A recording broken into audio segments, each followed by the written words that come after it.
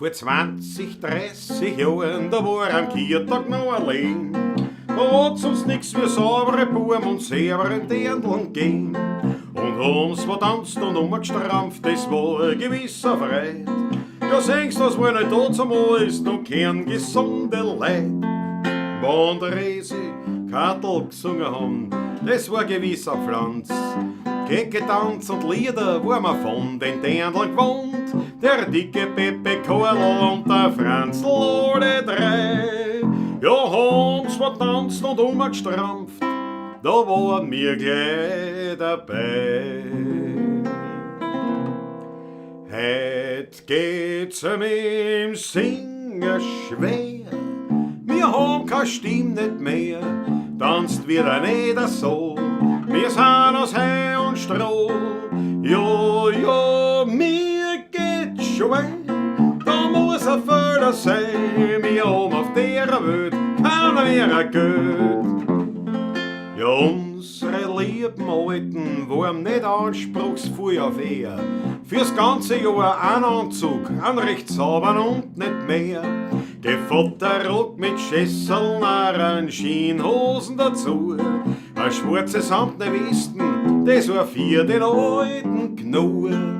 Ein große Meerschaum-Pfeifen mit einem silbernen Beschlag. Ein Schiebes über 20 halbe drinnen in seinem Sack. Ein Siegelring, ein Schawara von einer Gold, gar keine Spur. Das Kupfer, was der tragen hat, war auf der Nase nur. Schau mal heut, ein Gigalan, ein so ein Tanderlang, hat ein Papier nass Gewand, ein Steckerl in der Hand, ein Glas Scherm drin im Gesicht und in die Fürste Gicht. Der Draht noch dabei, ja gestern nicht gleich. Jawohl, habe ich die Ehre, grüß euch gut zur Pavlatschen, ich glaube 222 ist es jetzt eine Solo-Pavlatschen, die meisten haben sie schon mitgekriegt.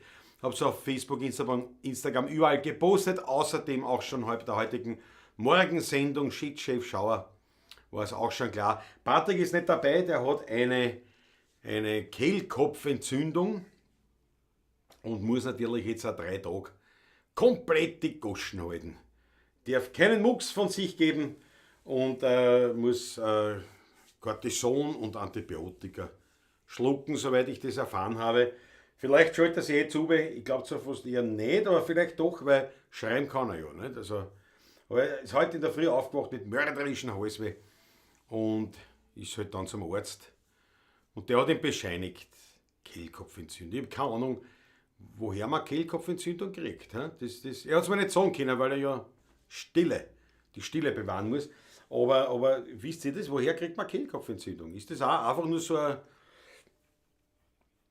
Verkühlung oder was, das sich da halt dann nieder festsetzt oder ich weiß auch nicht, ne? Das war interessant.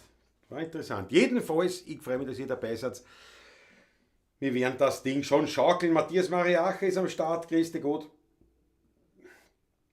Ja, heute wird angebottelt, das werde ich gleich sagen. Peter Prachtl ist da, grüß dich, aus dem Kaiserstuhl. Franz M. Nach dem Mailüfterl in Stammersdorf wieder ein paar Latschen. Ein Höhepunkt jagt den anderen. War es leiwand, Mailüfterl? Schweder war ein Traum, ne? Ich war nicht. Zum einen am Samstag haben wir ja gespielt bei der Salon Luise in Gritzendorf und dann, wie soll ich sagen, mein Bedarf an Weinlokalen ist ja ohnehin schon beruflich gedeckt. Da habe ich nicht so einen Drang dann, nicht? Also als Mailüfterl, aber es ist sicher leibend. Mailüfterl in Stammersdorf ist sicher leibend gewesen. Rudi Korbes ist da, grüß dich Gott. Markus Volker, jawohl. Die Megepemperten. Heute früh sprach der Klausi vom Rotwein. Schau, die Mege, jawohl, euch kann man nichts vormachen. Hat sie das gemerkt? Daniela Stöll, die Prinzipessa ist am Start, grüß dich Gott, freut mich sehr. Susanne Moser ist da, grüß dich. Ludwig Sass. Fritzl Startguss, der Grand Seigneur, der Pavlacisterie ist wieder da. Ja.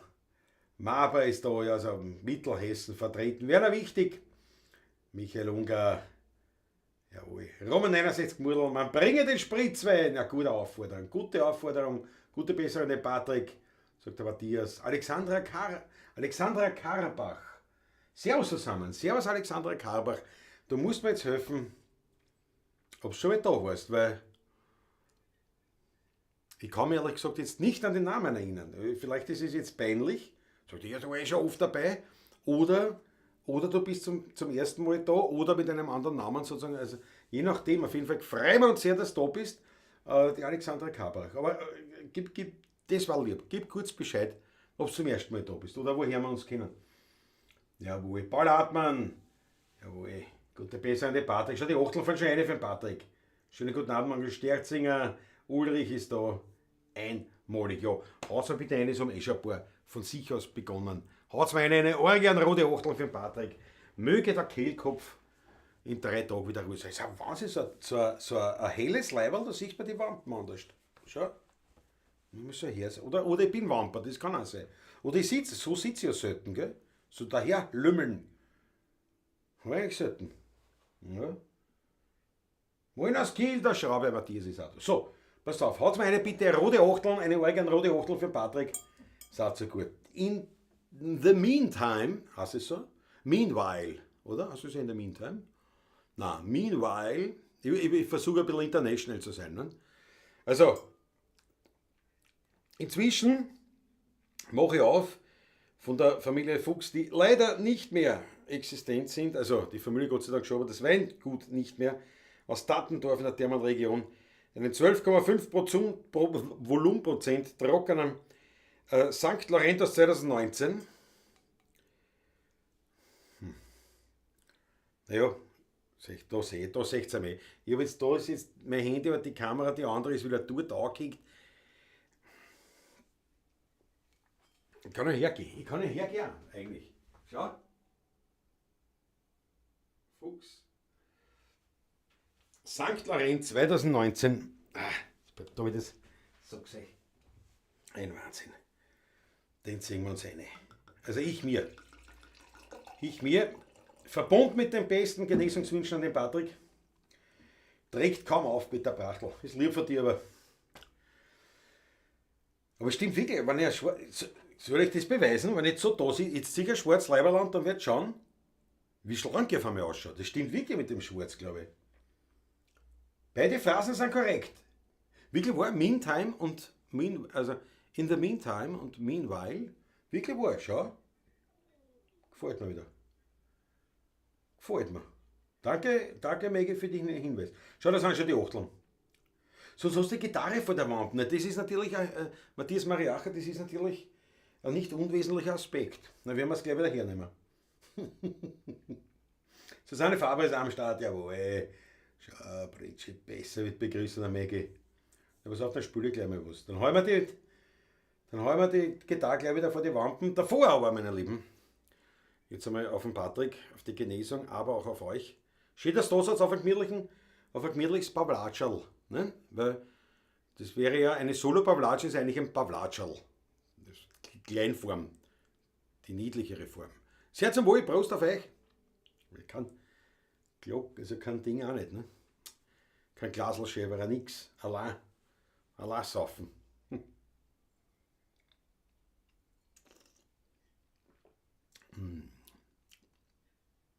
Ist gut, bekömmlich, leicht. Sehr geschmackig, sehr leibend. Sehr leibend. Kann man trinken, glaube ich, ohne dass man allzu sehr entfesselt wird. Weil ich gesagt habe, allein trinken, ich tue ja nicht, ich habe euch. Ich habe euch, Gott sei Dank. Schwarz ist doch auch bunt genug. Bravo, Schrauber. Landtagsschrauber Markus ist auch. Auf Markus habe ich schon gefahren. Der Maber, nicht? Maber ist allein da gestanden, quasi mit der mittelhessischen Flagge und hat gewartet, bis der Lange auch dazukommt. Bravo, Landtagsstromer.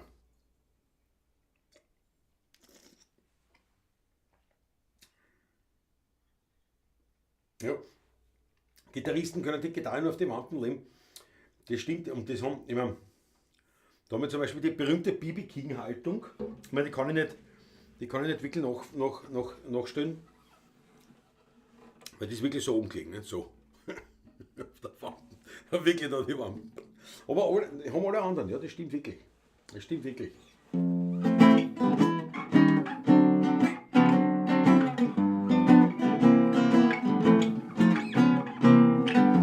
Endlich spürst den Herbst in deine Beine. Nebel auf der Brust und auf der Welt. Herbst ist ziemlich oft für uns Rainer zwischen Otterkring und Lerchenfeld. Bananen tanzen durch die Hasner Straßen und Papierln alles nur kein Geld. Die Liebespaare haben den Park verlassen zwischen Otterkring und Lerchenfeld. Liebenplatz, Liebertstal, Stachern, da in der Ort. 100 Wirten waren einmal da und wir waren dort. Brunnermarkt und Rebfallbad, das Leben, das liegt beieinander. Wer am Markt der Stadel hat, der hat einen guten Stand. Und die Häuser aus der Gründerzeit, die Kuchel geht am Gang. Mutter unsere Geborgenheit haben wir Gott sei Dank. Wenig Menschen, nur viel Leid, da kannst du die verlieren. Beisel von der Traurigkeit und Parkplätze zum Sinnieren. Kinder spielen im Straßenstab, Revanche da. Trotzdem bin ich, wie ich glaub, doch nur da, daheim. Die kleinen Madeln tragen jetzt dicke Socken und überm Kopf ein schwarzes Regenzelt. Der Wind fährt einer durch die Locken zwischen Otterkring und Lerchenfeld. Den Galiziberg siehst du durch einen Schleier, oh, das ist verkühlt jeder Böd. An die Rauchfängen merkst, sie machen Feier zwischen Otterkring und Lerchenfeld. Ibenplatz, Liebertstal, Stachend, alter Ort. 100 Wirten waren einmal da und wir waren dort. Brunnermarkt und Rebfallbad, das Leben, das liegt beieinander. Wer am Markt der Stadel hat, der hat einen guten Stand. Und die Häuser aus der Gründerzeit, die Kuchel geht am Gang. Mutter unsere Geborgenheit haben wir Gott sei Dank. Wenig Menschen, nur viel Leid, da kannst du verlieren. Beiseln voller Traurigkeit und Parkplätze zum Sinnieren. Kinder spielen im Straßenstab, Reiber und Jardin. Trotzdem bin ich, wie ich glaub, doch nur da, daheim.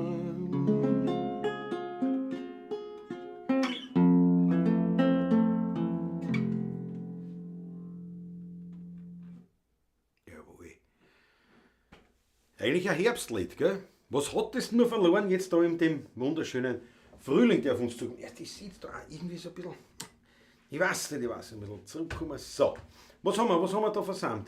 Im Chat, was haben wir da versammelt? Jawohl.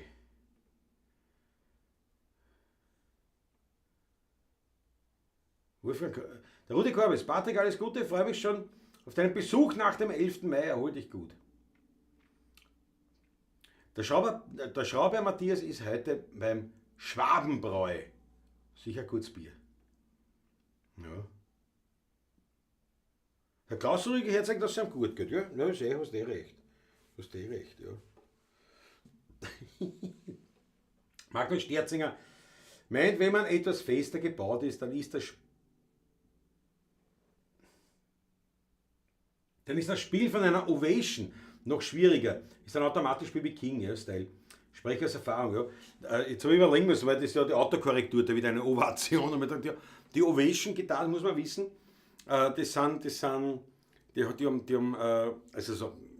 die klassische Ovation-Gitarre, das ist quasi wie eine Stahlseiten, also ist eine Stahlseitengitarre und hat aber den hinteren Teil, der hintere Körper, ist nicht aus Holz, sondern aus Kunststoff und das hat so eine Wölbung.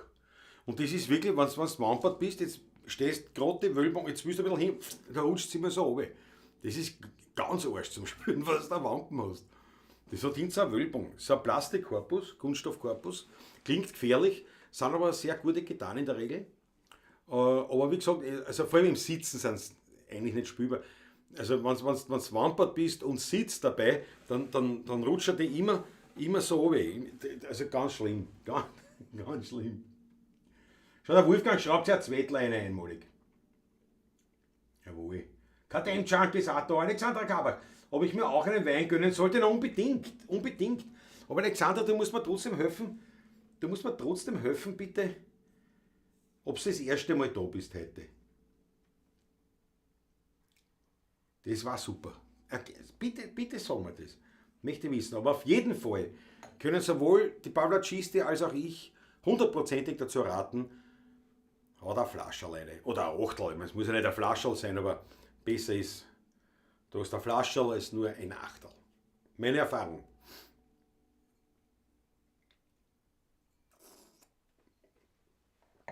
Jawohl. Jawohl. So. Was soll man spielen? Was soll ich denn machen? Ich habe jetzt natürlich noch kein Konzept, obwohl es ja nicht überraschend kam, dass ich heute die Solo-Pavlatschen machen muss. Also überraschend heute schon, aber halt seit in der Früh weiß ich das. Ich habe mich dann aber gekümmert um einiges an Computerarbeit.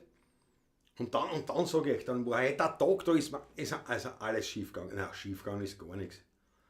Aber so ein bisschen so, und zwar wir haben da einen Brunnen und da wollte ich das aktivieren, nicht? Die Pumpe. Das nach der Winterpause, nicht? Wollte ich wieder das Brunnenwasser aktivieren für den Garten. Und die Pumpen hat irgendwas. Ist ja wurscht, auf jeden Fall. Ich glaube, ich muss eine neue Pumpen kaufen. Ich glaube, die ist hin. Sie saugt nicht mehr. Sie pumpt nicht mehr. Und auf jeden Fall im Zuge dessen habe ich mir eigentlich so ziemlich alles angehauen, was man sich angehen kann. Ihm ist alles aus der Hand geflogen, was man aus der Hand fliegen kann. Dann ist es Gewitter gekommen, dann überhaupt alles beim Teufel gewesen. Wobei das habe ich noch rechtzeitig eigentlich angefangen, weil man gedacht habe, da blitzt es und donnert es ganz gewaltig. Und ich stehe da mit Schraubenschlüssel quasi bereit, jeden Blitz abzufangen. Der kommt, aber doch das ist nicht so gescheit. Ich glaube, es ist besser, ich brich die Sache ab. Aber ja, auf jeden Fall, alles, was ich mir heute weh da habe, mir tun auch wirklich die Finger weh. Ich habe mir da eingezwickt und Gott sei Dank nichts Schlimmeres gemacht. Auf jeden Fall, das ist so ein Tag, wo du sagst, nein. Also was das Arbeiten betroffen hat. Ja, Arbeit ist oft nicht meins.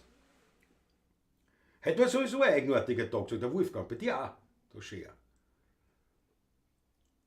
Habe ich schon geschrieben, achso, habe ich nicht gelesen. War am Donnerstag live bei euch. Beim Taschler. Hier auf YouTube bin ich zum ersten Mal dabei. Ne? Gut, Alexandra. Ich meine, das ist jetzt aber ein Willkommen. Schau. Gibt es schon vom Landtagsstrom und von der Maggie gibt es schon ein Willkommen. Ja. Das ist bei uns ja ganz klassisch. Alexandra, wenn einer neu dabei ist und überhaupt, jetzt so wie du und relativ schnell, erkennt, dass es gescheiter ist, ein Flascherl Wein sich zu öffnen für die Pavlatschen, dann ist man ja in der Pavlatschisterie herzlichst willkommen und du wirst sehen, alle unsere Pavlatschiste im Chat werden dir jetzt hoffentlich eine Orgie an rote Achteln schicken und ein Willkommensgruß sozusagen, dass du dabei bist. Wir freuen uns wahnsinnig. Servus Alexander, ganz offiziell bei die Pavlatschiste. Ja. Bravo Alexandra. Ja, der Schraube sagt auch, heute war so ein komischer Tag. Also ist nicht nur mir so gegangen. Ich meine, alles angehört. Ich war schon so aggressiv. Wirklich. Und wenn ich aggressiv bin dann. Und ich schimpfe immer. Es ist nicht jugendfrei. Und mein Mundgelein zeigt dann immer an. obwohl ich bin da gar nicht gefährlich in dem Sinn. Ich bin einfach, ich lasse es halt gleich aus, durch eine mörderische Schimpfterade. Weißt du was ich, tue irgendwas, ich hau meinen Kopf an und dann fluche, dann schimpfe, dann.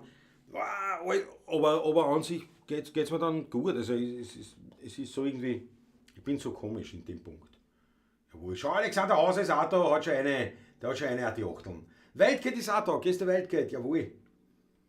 Bravo, schau, herzlich willkommen, sagt der Schraube Matthias, der Wolfgang für Alexander, der Fritz von Startguss, Magnus Sterzinger, Susanne Moser, Daniel Schlögel, der Peter Brachtl, alle haben seine, wäre wichtig.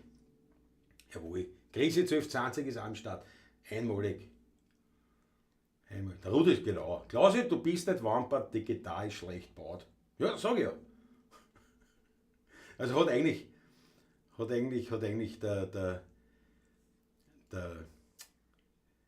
Tiroler Freund, der Magnus hat das geschrieben. Jetzt schau, jetzt muss ich übersehen haben, was die Alexander geschrieben hat, aber ich übersehen wahrscheinlich wieder. Ich will nicht schauen. Ja. Finde jetzt nicht mehr. Ist egal. Roman ist da, servus. Ja. YouTube hängt, Ulrich, wirklich wahr. Bei den anderen auch, ich weiß nicht, Besser schimpfen als negativ agieren, auch beim Autofahren. Richtig, genau. Jawohl, schau Alexander Kabach. Offiziell. Sei nicht Mutzi, sind erst 2. Waldkeit. Was heißt 2? Also 2 Jahre alt? Ja, aber bravo, sind die Mutzi. Das sind die einzigen vinophilen Nymphensittiche der Welt. Genau. Gefährlich wird es, wenn leise wird. Oh, oh, sagen. Ja, genau. Das stimmt. Schau mal, Matthias, das ist richtig. Ja. Das ist, ich meine, es ist trotzdem auch die Schimpferei sicherlich nicht angenehm für die Umgebung. Ich schaue dann immer, ob Nachbarn im Garten sind. Aber es ist jetzt später. Ne? Weil ich schaue immer nachher erst. Nach Reload läuft es wieder. Und diesmal eine Achetasche, ja, okay. Ja.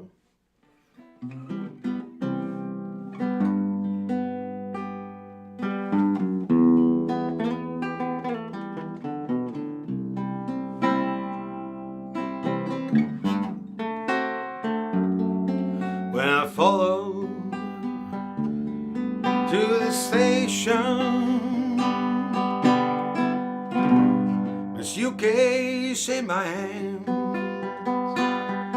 When I follow the station, a suitcase in my hand.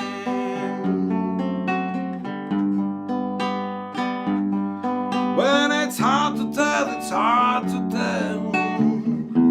When all my love is in vain.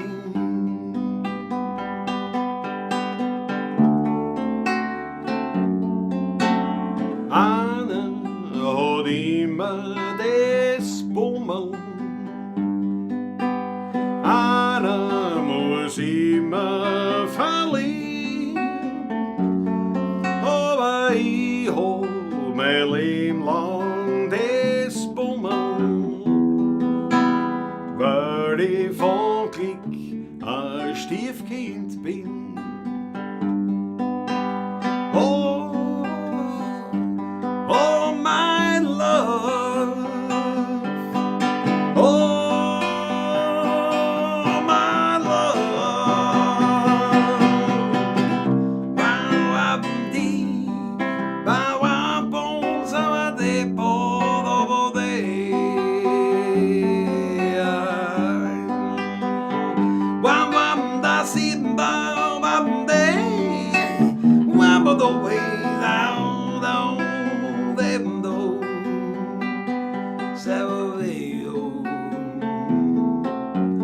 Anna hat immer das Bummel. Anna muss immer verlieren. Aber ich hab mein Leben lang das Bummel. Weil ich von Glück ein Stiefkind bin. Ja, weil ich von Glück ein Stiefkind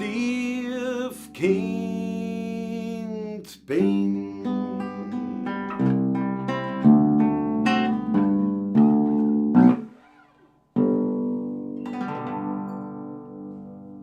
So schaut's aus. So schaut's aus. Love in Vain, Robert Johnson, 1930er Jahre aufgenommen, 1920er Jahre geschrieben und Rolling Stones haben es bekannt gemacht und dann natürlich Horst Gmeller, das Bummel. Jawohl. Ja. Also gibt es schon die Frage, ja, der Patrick, krank zu Hause. Kehlkopfentzündung, muss ruhig sein. Schau, der Ackerl ist da, jetzt hängt es bei mir leicht, aber es hat sich ziemlich stark in Wien geregnet. Ja, das kann noch sein, dass es vielleicht so, dass das noch so Nachwehen sind. Aber es müsste halt eher im Empfang liegen oder am Empfang, weil an sich so Internetverbindung hier derzeit ganz gut. Ganz gut. Weil ich da aussitze. Ja. Für Live and Vain, Bummel, gehst 12, 20, hat er die 8 und dank der Ski. Dank der Ski. Klaus wegen jugendfrei fluchen. Ach so, ja, die Nymphensittiche sind erst 2. Nein, ich fluche nicht. Nicht vor den Nymphensittichen. Vor den Nymphensittichen wird nicht geflucht. War auch heute sehr fleißig, habe ich Torte gebacken. Habe ich morgen Geburtstag oder warte Besuch, Susanne Moos hat Geburtstag. Morgen. Ja. Warte, gibt schon wieder WO, ja. Da schau her. Susanne Moser, nicht gut, da müssen wir jetzt aber. Was das denn wünschen? Vielleicht kann es. Spül ich da. Hängt immer wieder, na geh. Gut, du bist ein Paterjäger, wo wird schon werden. Coole Interpretation, Love in Vain, Bummerl, super, Magnus Sterzinger, danke dir schön.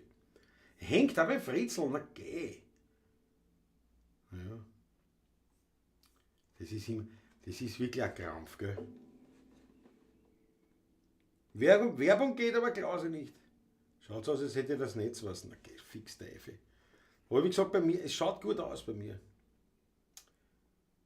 Na geh. Das ärgert mich, wenn es hängt. Das ist ja ein Wahnsinn. Aber es muss hängen, weil es hat sich gerade die Zuschauerzahl auch wirklich halbiert. Ja. Ach, blöd. Ich habe was getrunken, vielleicht hilft's. Und weg ist er. Ich bin ja da. Susanne beginnt ein Gewitter, fast kein Empfang. Etwas Schleck ist da, jawohl, dank der schön, bravo. Ja, Gewitter ist. Ja, wie gesagt, es ist halt, das zieht halt irgendwo rum. Bummerl habe ich auf meinem YouTube-Kanal, ich spiele es auf mein Harmonium, ja genau. Ja, genau, ja, der Wolfgang sagt, das ist Netz, das ist nicht bei mir. Das ist Netz, ja.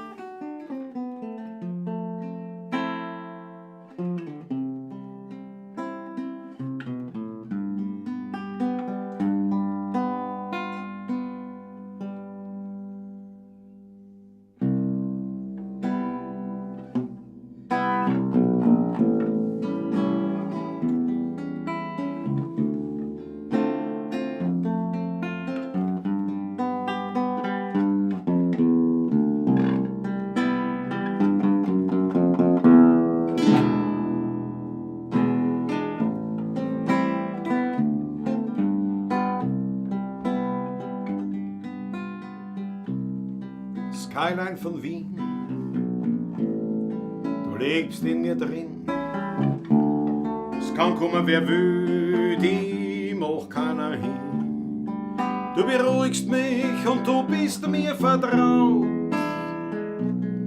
Du bist mächtig und manchmal auch zerbrechlich.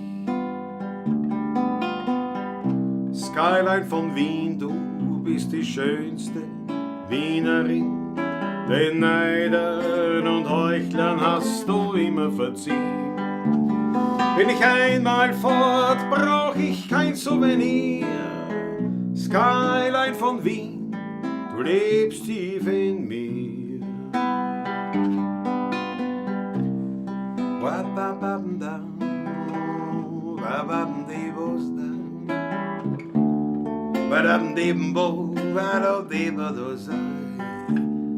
Badam de bom dam di da bam do dam dam dam wow wow wow was it dam bam di bam de bo do za wa wa bim de bam do wa bam de bom da do za bo be bo bo bo wa wa wa wa wa say no no no wa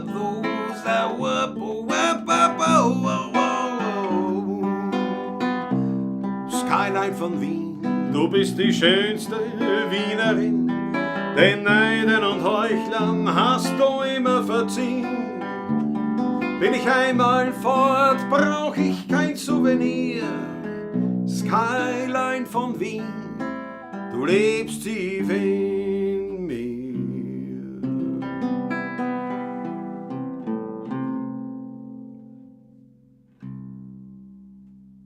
Jawohl. Jawohl. Doch immerhin für 8 Zuschauer. Was ist da los? Das ist ja ein Wahnsinn. Ich bin komplett runtergefallen. Was schreibt sie? Scheint gar nichts mehr zu gehen, sagt die Alexandra.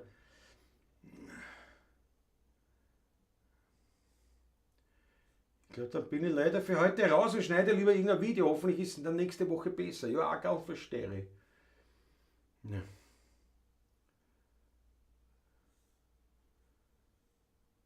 Wieso geht da nichts? Ich mag die tiefen Töne. Ja. Schau, wenn man das. Nee, heute hängt es mir zu oft. Macht es gut. Bis zum nächsten Mal. Vierte gut. Danke schön, dass du dabei warst. Du hast es versucht. Ja. Anderer Stream, na Peter Bartel, es bringt nichts, weil man der Stream. Ja. Das ist der Kawasaki Roadshow Zeitfenster für Cover ZX 10R gehabt und dort gebiest. Aber trotzdem angeraucht, bravo. Die Herren hatten trocken. Bravo Weitgeld, ja. Da ist er wieder, sagt die Chrissy. Ja. München ist noch da. Mittelhessen ist auch noch da. Ja, wirklich, weil es sind jetzt sicher zum Beispiel 10 Zuschauer und wir waren vorher ein bisschen über 40. Also da muss wirklich was haben. Aber es muss irgendwo, wie soll ich sagen, ja, es ist tatsächlich bei mir nämlich, ich krieg das immer mit, dass mein Stream sozusagen, dass er, wenn es schwach wird von mir aus, von mir weg, dann schreit er gleich, es wird schlechter und dann trat er die Qualität zurück und dann irgendwann, wenn es noch schlechter wird, dann trat er an, mehr oder weniger, und dann kriege ich aber eine Meldung, aber er rennt da ganz normal und das sogar mit hoher, wie sagt man, Qualität, in der Tat. Na geht blöd. Bei mir ist auch ständig Ludwig Saas. Hier geht's gerade, Alexander Graber. Die Videoübertragung stottert, das ist ärgerlich. Liebe Grüße aus Nizza von Martin und Elke. Jawohl, Elke Schmitz ist da, grüß euch gut. Beste Grüße nach Nizza, Retour. Ja. Na, das macht natürlich keinen Spaß, das verstehe ich. Bitte Klaus, grüß Patrick von mir, wünsche ihm gute Besserung, möge er bald wieder bei uns sein. Viele Grüße, unbedingt. Thomas Bußmann, auch dir. Alles Gute. Ja. Mal schauen. Aha. Nein, der Strom dürfte wieder on air sein, also dürfte es wieder haben. Mal schauen wir mal, was passiert. Das ist zu ärgerlich. Und, ich weiß nicht, sind da die YouTube-Server irgendwie, oder ich weiß nicht, was kennt man sich aus? Früher hast du eine Fehlersuche gemacht und hast einen Fehler gefunden. Mit früher meine ich jetzt als noch technische Gerätschaften waren. Jetzt ist das alles digital, da weiß er nichts mehr. Ja. So mir nicht geht, ist ein Gewitter im Anzug, so seine Mose, ja. Der Stream hängt, aber wir können noch weiter chatten, ja. Es ist wirklich, das ist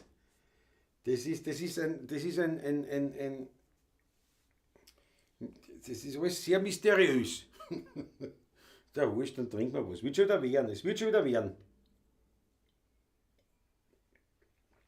Aber ärgerlich. Allemal.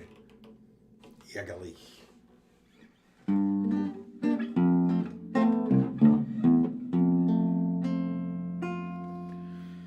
Ich hab auch einmal gelacht und viel Dummheiten gemacht. Ich hab aufgehört und draht und um nix war mir leid. Der Madel und jetzt ein Franz, die hab gesungen und tanzt. Ganze Nacht hab ich gewalzt und ne Batsch not geschnalzt. Auf Jacke Natur mit einem gesunden Humor. Wenn ich denk, wie das war, heut ist längst alles gar. Aber hast keine nicht, mein Bettchen, schöne Könnerin, mein Hut. Und dann fahren wir schön langsam statt fort, dass das Leben nur ein Kreuzweg ist. Das hab ich längst erfahren und dass manches Mal ein Pumper macht, grad in den schönsten Jahren. Adios, adios, adios, adios.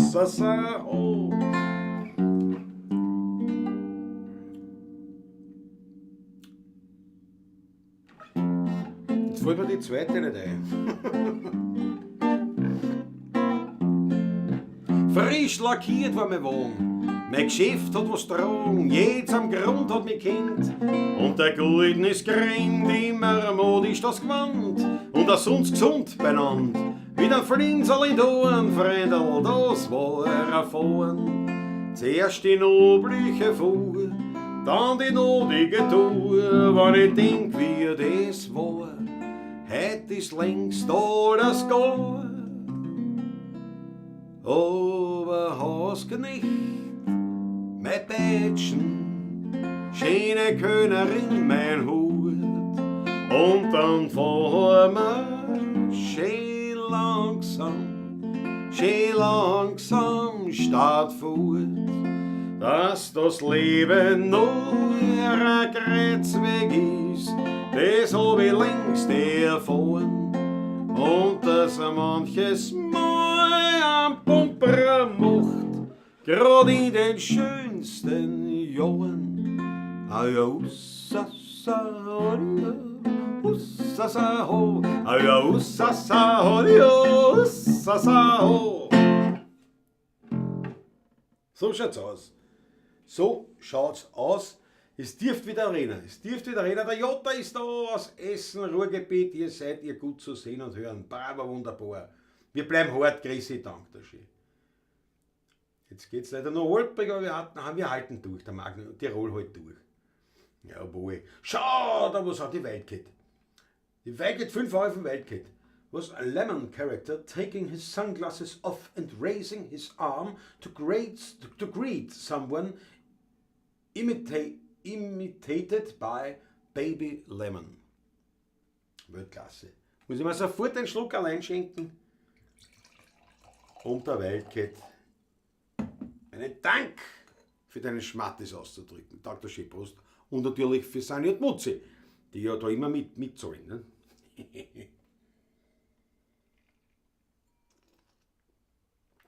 Wildcat, dank der Schön. Nur 25. Ja. Nein, ich habe jetzt 37, also nein, es dürfte wieder gehen irgendwo, weil, ja. Ein paar weiter an der richtigen Schraube dran, kann leicht sein. Martin Rex, es ist auch da aus Nizza, jawohl, beste Grüße. Elke habe ich ja schon begrüßt, jetzt natürlich den Martin auch noch mal dazu.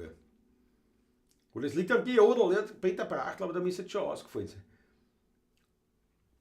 Kutscher wieder, woher kommt wohl der Ausdruck Peitschalbur?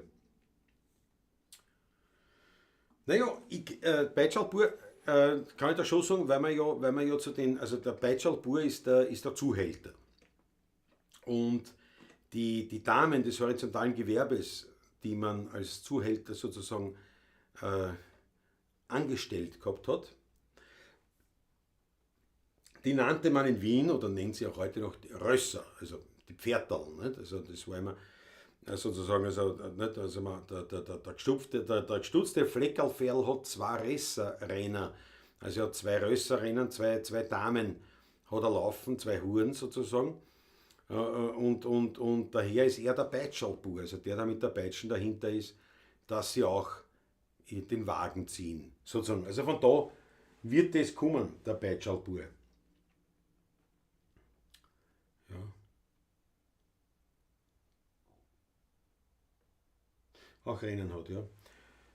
Der gestutzte Fleckerlferner hat zwei Resserrenner, die von jedem Kupfer Hermes Gerstl bringen. Also von jedem Kupfer, von allem, was sie verdienen, müssen sie Hermes Gerstl brennen, müssen sie ihm sozusagen den Großteil abgeben. Und wenn er mal schießt, wenn ihm also jemand über den Tisch zieht, wenn er mal schießt, dann ist alles gewiss, dass er Botzen vorher packt im Gefries, dann hat er mit dem Messer sozusagen das Gesicht zerschnitten, um sozusagen ihren Wert zu drücken. Das war also die brutale Realität, also ist sie noch natürlich, wahrscheinlich, aber das war in der Wiener Unterwelt, das hat man dann so gesagt. Und von da wird der Peitschal bekommen. Spiel einfach weiter, lieber Klause, wir freuen uns dass du da bist. Danke schön, Maggie. Ich weiß nicht, ob es besser geht, weiß nicht. Sagt man nicht auch Zuhälter, Strizi? Ja, der Strizi ist so breiter gefasst. Der Strizi ist eher sogar also allgemein mehr oder weniger der Gauner, der Kleingauner. Ein Strizi, ein Zuhälter, das ist schon, also der Zuhälter, das ist wirklich jetzt die, wenn man so will, die Berufsbezeichnung. Der Strizi, das ist einfach ein nicht allzu zu schlimmer Gauner, sagen wir es einmal so. Kein Schwerverbrecher, sondern ein Kleinverbrecher, wenn man so will. Und kann auch ein Zuhälter sein, natürlich, den man Strizi nennt, aber Strizi ist so der Begriff für die ein bisschen halbseidenen Leute. Ne? Bei mir rennt es auf dem Fernseher mit Amazon Prime, PC über LAN und Android von über WLAN geht heute nix. Schreiben du am Handy. Na, stell dir vor, Ulrich. Nicht einmal übers LAN, das ist aber ärgerlich, wirklich wahr. Erst da macht man ein paar Watschen, was ist mit denen los bei YouTube? Da macht man ein paar Watschen und dann sind sie nicht, dann stehen sie nicht da. Das ist unglaublich. Striz ist eher Bücher, genau, in kriminelle Richtung geht, ja. So ein Kleinkrimineller. Nix, irgendwo ist, da hat der Wurm drin, das gibt's ja nicht. Das ist ja, sagt der Wolfgang auch. Wirklich ärgerlich. Nein. Das ist ja blöd, nicht? Wenn ich dann spiele, denke ich mir, dann kann er für euch Herz eigentlich gescheit. Das ist ja schade, dann spiele ich für mich mehr oder weniger. Da passt das Lied dazu.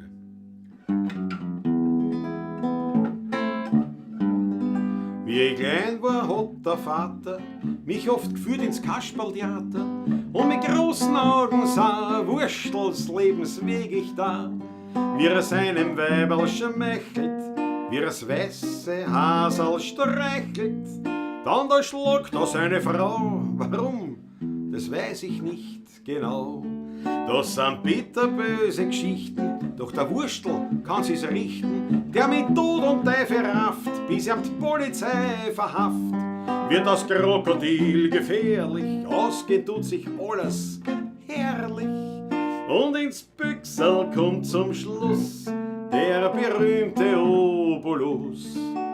Da sagt mir der Vater, ich will dir fürs Leben einen Rat, den's verstehen wirst, bis du älter wirst gehen. Den Wurstel, mein Lieber, den kann keiner da schlagen. Das kann jedes Kind, das im Bruder war so. Und hat ihm der Teufel mit dem Hammer am Schädel, dem Wurstelgeschicht nix, und der Teufel ist der Wedel. Er wurstelt sich durch und er wurstelt sich raus, schaut er nachher vielleicht ganz verwurstelt auch aus. Er kann wie der Wiener a Menge vertrauen, aber eins kann man nicht, den Wurstel, das schlagen. Wieder ging ich in den Prater und wieder suchte ich das Kasperltheater. Doch zerschlagen und verbrannt war mein Kindermärchenland. Als der Abendmond beschienen, sank auf Trümmer und Ruinen und die Uhr schlug Mitternacht. Da ist der Prater aufgewacht. Wieder her war Lärm und Krochen, durch die Grotten fort der Drachen. Riesenradl, Ringen gespült, ran sich alles im Gewühl. Kalafate majestätisch, kommt und grüßt ganz gravitätisch. Und es fängt zum Geistern an, wirklich in der Geisterbahn. Da sagt mir der Wurstel, ich bin noch nicht hin. Ich bin ewig, so ewig, wie mein ewiges Wien. Den Wurstel, mein Lieber, den kann keiner da schlagen. Das kann jedes Kind, das im Bruder war Sohn, und hat ihm der Teufel mit dem Hammer am Schädel. Die Wurstelgeschicht nix, aber der Teufel, das ist der Wedel. Er wurstelt sich durch und er wurstelt sich raus, schaut er nachher vielleicht ganz verwurstelt auch aus. Er kann wie der Wiener a Menge vertrauen, aber eins kann man nicht, den Wurstel, der schlagen. Jawohl, so schaut's aus. So schaut's aus. Wie schauen wir aus? Wie schauen wir aus?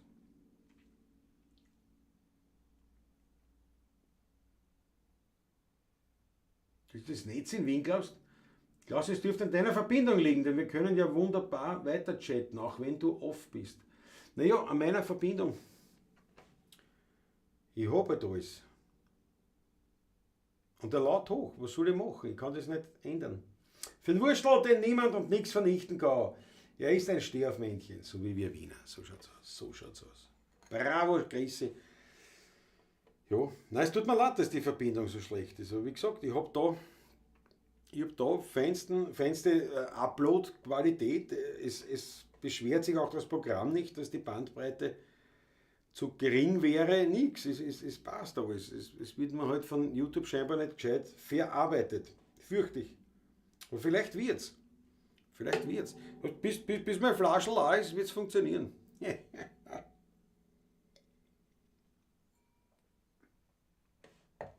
Aber ja, du, die Susanne Moser wird ausgestiegen sein, glaube ich. Nur die Harten bleiben im Garten, Paul Hartmann, so schaut's aus. So schaut's aus. Die Achtel schon. Ist isoliert, da wäre wichtig. Franz Ehm, Friedl Startgus, Paul Hartmann. Aber das Handynetz jetzt naja, es ist, ich sage euch was, diese Sachen, das ist eben wie gesagt. Du hast früher mechanisch, wenn was hin war, hast Fehleranalyse gemacht und hast das gefunden und fertig. Mit den digitalen Sachen weiß ja keiner. Das weiß ja ein IT-Mensch auch nicht. Was jetzt an Fachmann, es sind ein paar Fachleute sogar unter euch, was aber ein Fachmann fragst du, wo ist denn das Problem? Kann er sagen, nee, das weiß man nicht. Das kann viel sein. Ich meine, O-Dran, Auf-Dran. Das Problem ist nur, wenn ich O-Dran, dann ist natürlich der Ding weg und dann heißt es nicht, dass wir besser sind. Ne? Das ist halt es ist halt was. Es ist halt heute so ein Tag. Ist halt heute so ein Tag. Früher war alles besser. Also das sage ich jetzt nur, um das nächste Lied anzukündigen.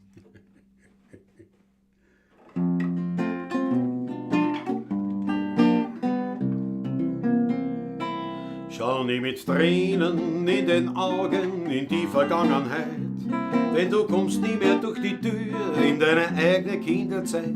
Stehst wie ein Bettler nur davor, hörst wie Kinder lachen dann, und dass nicht lachen kannst wie sie, da sind die Sorgen schuld daran, versteh dich nicht. Es hat keinen Sinn, denn dich verraten deine Augen. Du kannst doch nie mehr wie ein Kind so sorglos und so glücklich schauen. Geh in die Zukunft, wenn das Glück dir auch entglitt. Nimm dir als Trost den Blick von Kinderaugen mit. Ja, Drachenstein und Tritt abschlagen und Reiberhauptmann spülen und sich mit einem feschen Madel hinterm Haus durch Org verkühlen. Das war ein Spaß, das war so Glas, das war ein Garde, stimmt's mein Freund, aber heute spielen wir nimmer mit. Wir sind verstoßen, wie mir scheint, und wie mir uns das erste Mal eine ganze Nacht am Ausbleiben traut. Da hat die Mutter stadtfest geschlafen, nur beim Fenster runter geschaut und uns ganz ängstlich gefragt, wo warst denn, dummer Bub? Wenn du nicht heimkommst um die Zeit, hab ich keine Ruhe. Schau nie mit Tränen in den Augen in die Vergangenheit, denn du kommst nie mehr durch die Tür in deine eigene Kinderzeit. Stehst wie ein Bettler nur davor, hörst wie Kinder lachen dann, und dass nicht lachen kannst wie sie, da sind die Sorgen schuld daran. Versteh dich nicht, es hat keinen Sinn, denn dich verraten deine Augen. Du kannst doch nie mehr wie ein Kind so sorglos und so glücklich schauen. Geh in die Zukunft, wenn das Glück dir auch entglitt. Nimm dir als Trost den Blick von Kinderaugen mit.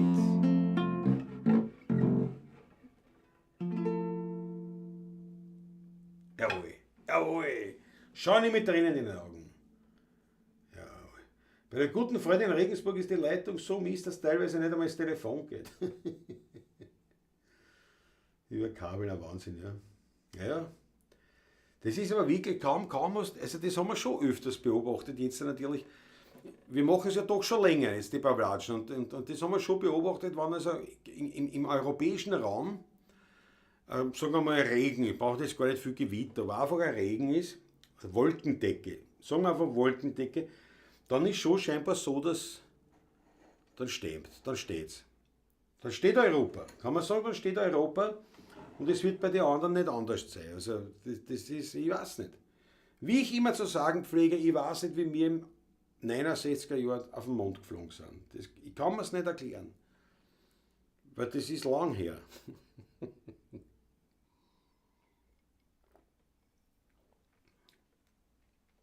PC-technisch war Win 95 das Beste, da konnte man alles richten, im Notfall über Registry und oder DOS. Ja, Krise, da kenne ich mich nicht aus. Ich bin seit den 90er Jahren Apple-User, da habe ich bis jetzt noch alles. Also da habe ich eigentlich nicht wirklich noch Probleme gehabt. Alle Probleme, die ich gehabt habe, ich zu 99% tatsächlich selber lösen können. Also zumindest durch einen Blick über Google, also durch irgendwelche Hinweise. Oder es hat mir wer, also die restlichen 1%, hat mir halt wer sagen müssen, was ich tun muss. Aber Klaus, hast du den Clasher vom Naheinschlag gehört? Ich bin so arg erschrocken. Was heute? Nachmittag. Meinst du? Nicht jetzt ist nichts, ne? Am Nachmittag, gell? Also am späteren Nachmittag, ja. Ja. Das war dann eben der Moment, wo ich mir gedacht habe, ich weiß nicht. Vielleicht sollte ich nicht mit dem Schlaubenschlüssel neben einem Brunnenreal stehen. Ich meine, man lacht das, aber das kann ja wirklich. Stell dir vor, da fährt der Blitz ein. Ich meine, die Wahrscheinlichkeit, dass das letal endet, ist ja recht hoch. Die Wahrscheinlichkeit, dass es wie in einem Hollywood-Film ist, dass ich da mit Superkräften wieder aufwache, ist im Vergleich recht gering. Ne? Aber das war schon was. Stell dir vor, Blitzeinschlag, was steht in der Zeitung, Donaufeld, Wiener Liedmusiker vom Blitz getroffen und jetzt eben, wie der Name schon sagt, blitzgescheit. Das war was. Das war doch was. Ja, war wirklich ein Clash. Ja, den hast du gemeint, ja. Nein, der war mächtig, ja. Das war echt, das war schon. Und da hat, ich weiß aber, die Nachbrenner dann rausgerufen zu ihrem Mauer, der hat gesagt, erst bist du Depper, das ganze Haus hat gescheppert. Ja. Das ist natürlich ein Wahnsinn. Auf der anderen Seite, es hat ja dann sogar ein bisschen Kagel da. Nicht stark, also keine starken Hagelkörner, aber es ist tatsächlich Kagel. Ja. War relativ lang, da ein schöner Regen, dann ist ein bisschen Wind gekommen, dann ist die Sonne wieder rausgekommen, hat noch immer geregnet, dann ist ein bisschen Hagel gekommen. Und ich meine, so grundsätzlich so ein Regen, weißt du, so einen geraden, so einen schönen Regen, so einen richtigen, das habe ich schon gern. Also das ist ja voll entspannt, ne? Eigentlich. Also es sei denn, ich will gerade einen Brunnenpumpen anschließen, dann ist es natürlich gerade ungünstig. Was machen wir, meine Herrschaften? Was machen wir? Was machen wir denn? Ja.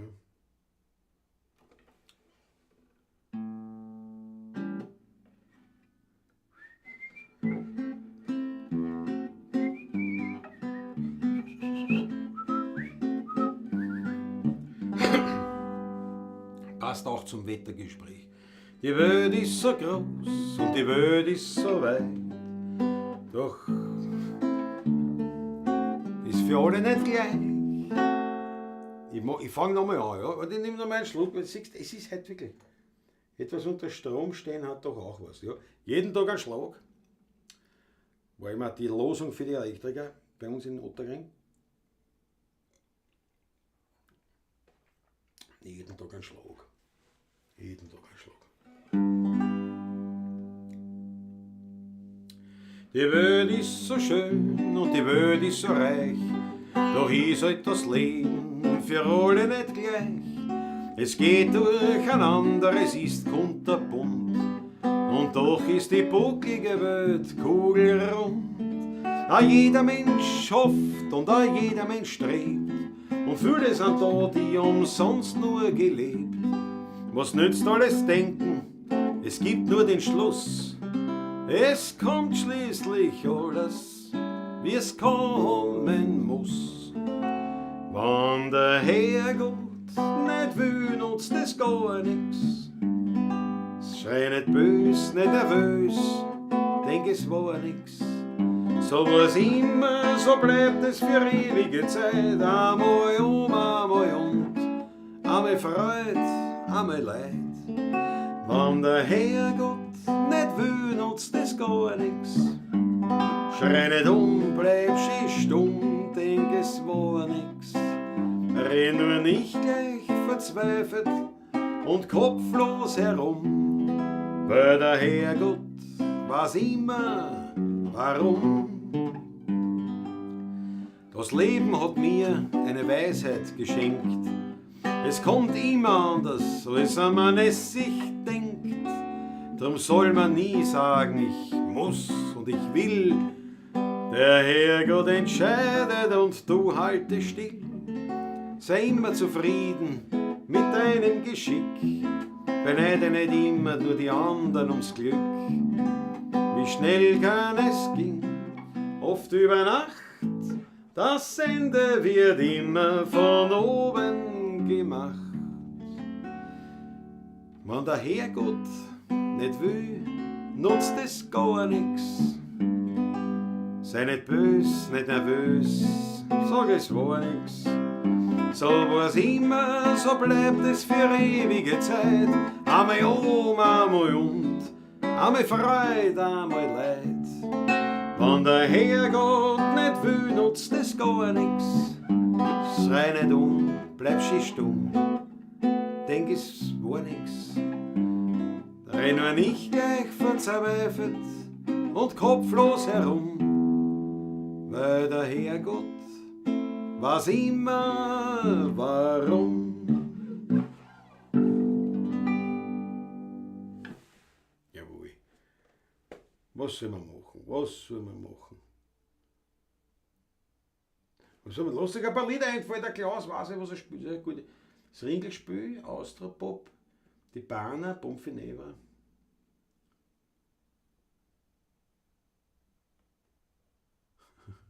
Der Jota Klaus, da weiß der gut Bescheid. Ja, stimmt immer. Wampen, der Baum vom Amt. Glück ist ein Vogel. Butön. Und mich der Herrgott fragt. Na, Haufen jetzt da. Na, pass auf, ich los.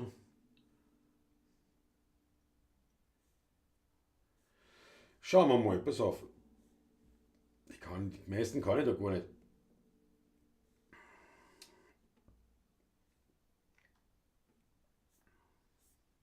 So, pass auf, na gut. Warte mal. Jetzt muss ich kurz überlegen.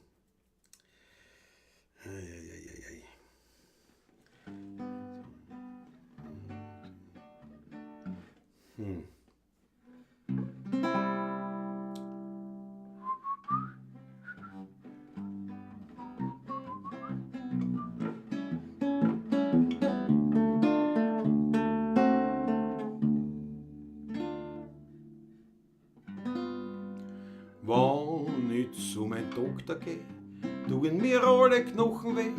Der sagt mit seinem Doktorgrad, das ist altersadäquat. Und solange ich noch was gespür, lebe ich noch gleichgültig wie. Deprimiert durch die Medizin, hab ich heut noch einen Termin. Himmel fix, ich spür die Bahnen, dass ich glaub, ich muss schon, ich bin in der falschen Tonart. Ist klar, aber der Patrick dabei ist ein Wahnsinn. Wenn ich zu meinem Doktor geh, tun mir alle Knochen weh. Der sagt mit seinem Doktorgrad, das ist altersadäquat.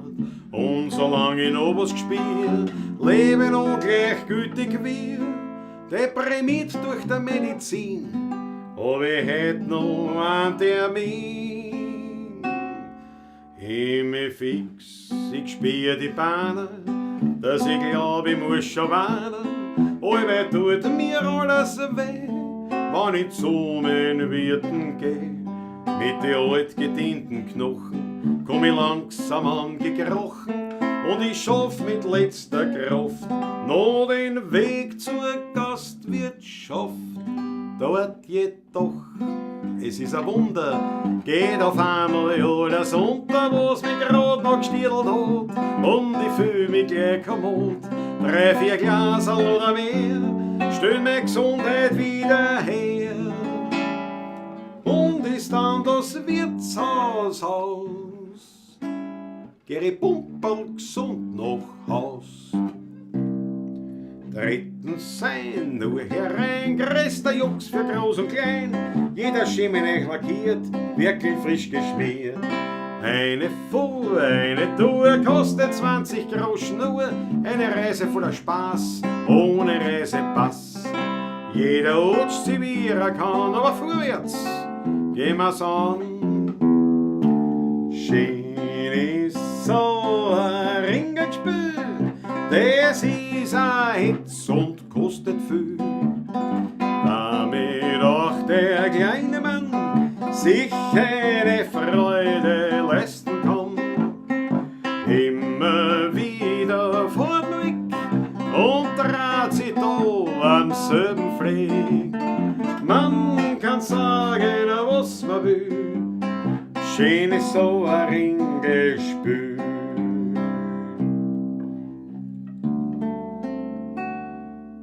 Mein Adel hat mir oft und oft eine alte Geschichte erzählt. So hat er gesagt, der Herrgott kommt mitunter auf die Welt. Und wem er da begegnen tut, den redet er freundlich an. Und mancher fromme Wunsch, der geht auch in Erfüllung dann. Ja, das wär doch wirklich gar nicht schlecht, weil ihr wisst schon, was ich sagen möchte. Ich bin mir halt auf falschen Ton. Wann mich der Herrgott fragt, ob mir denn gar nichts fehlt, da mache die ein Buckel, das Schönste auf der Welt.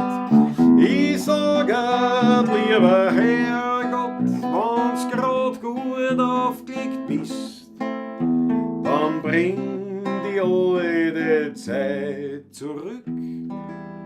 Die Zeit, voll Glück.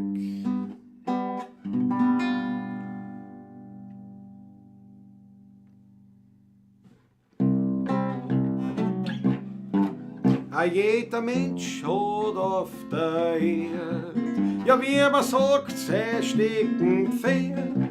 Und das meine ist daheim, dort wo die Weinbaum wachsen dann. Wo vorm Haus ein grüner Buschen winkt, wo man alte Wienerlieder singt. So aus der Unterlade es jedem voll traut, so hab ich Tanz aus unserer lieben Wiener Stadt. Wo der schwarze Kader sitzt am Fass, wo das pure Gold trinkt aus dem Glas, da wo man trinkt und isst, dort wo man alles vergisst, was heute nimmer mehr zum Eden ist. Drum schrammen tut's uns nicht verlassen, mein Wien wär ohne euch nicht Wien. Was nutzen uns die alten Gassen, wann die Gemütlichkeit mit euch dahin? Wir haben schon tudelt alles ein kleiner, drum haben wir unsere Schrammen gern. Mit so viel Herz spürt uns sonst keiner ein Wienerlied, wie es mir gern her.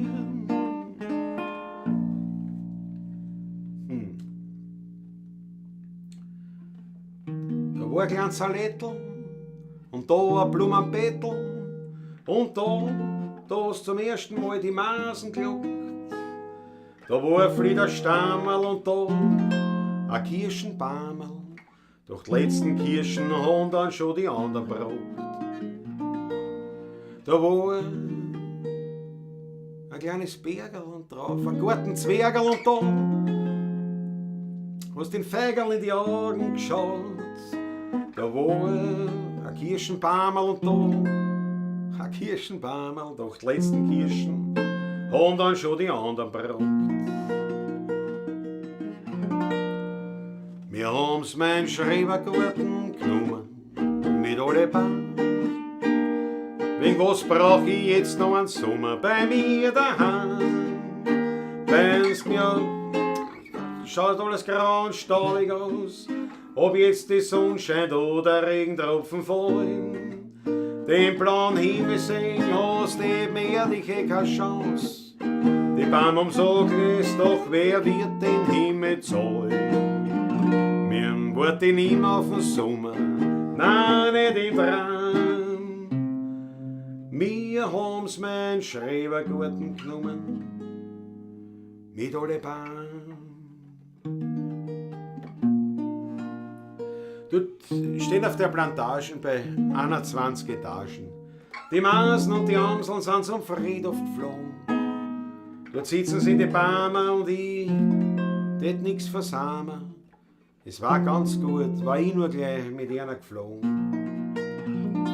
Wir haben's meinen Schrebergarten genommen, mit alle Bäumen. Wegen was brauch ich jetzt noch einen Sommer bei mir daheim? Wenn ich auf die Gassen schau, schaut alles grau und staubig aus. Ob jetzt die Sonne scheint oder Regentropfen fallen, ob jetzt das, hast eben ehrlich keine Chance. Die Bäume umsagen es, doch wer wird den Himmel zahlen? Drum wart ich nimmer auf den Sommer, nein, nicht im Traum. Wir haben's meinen Schrebergarten genommen, mit alle Bäumen.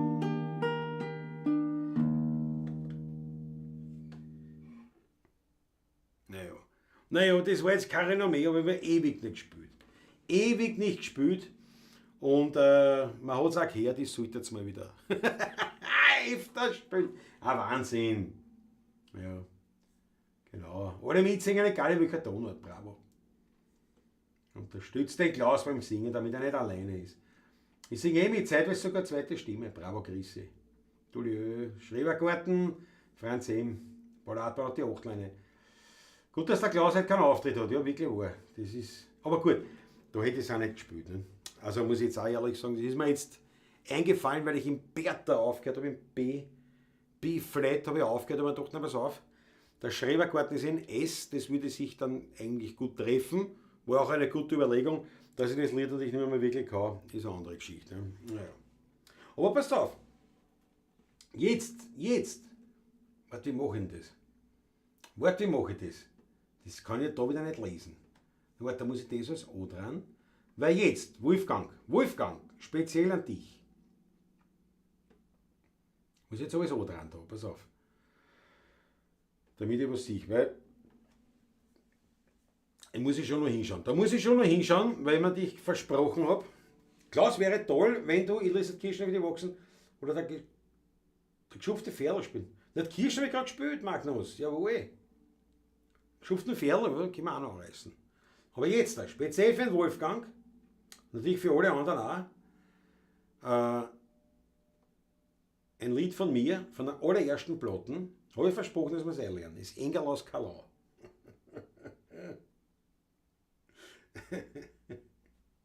Na schau, die Meg ist auch lieb.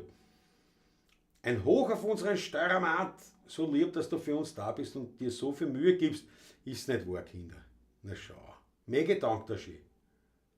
Dank dir schön, Mege. Na, was ich mache ja für euch, mache ja nahezu alles.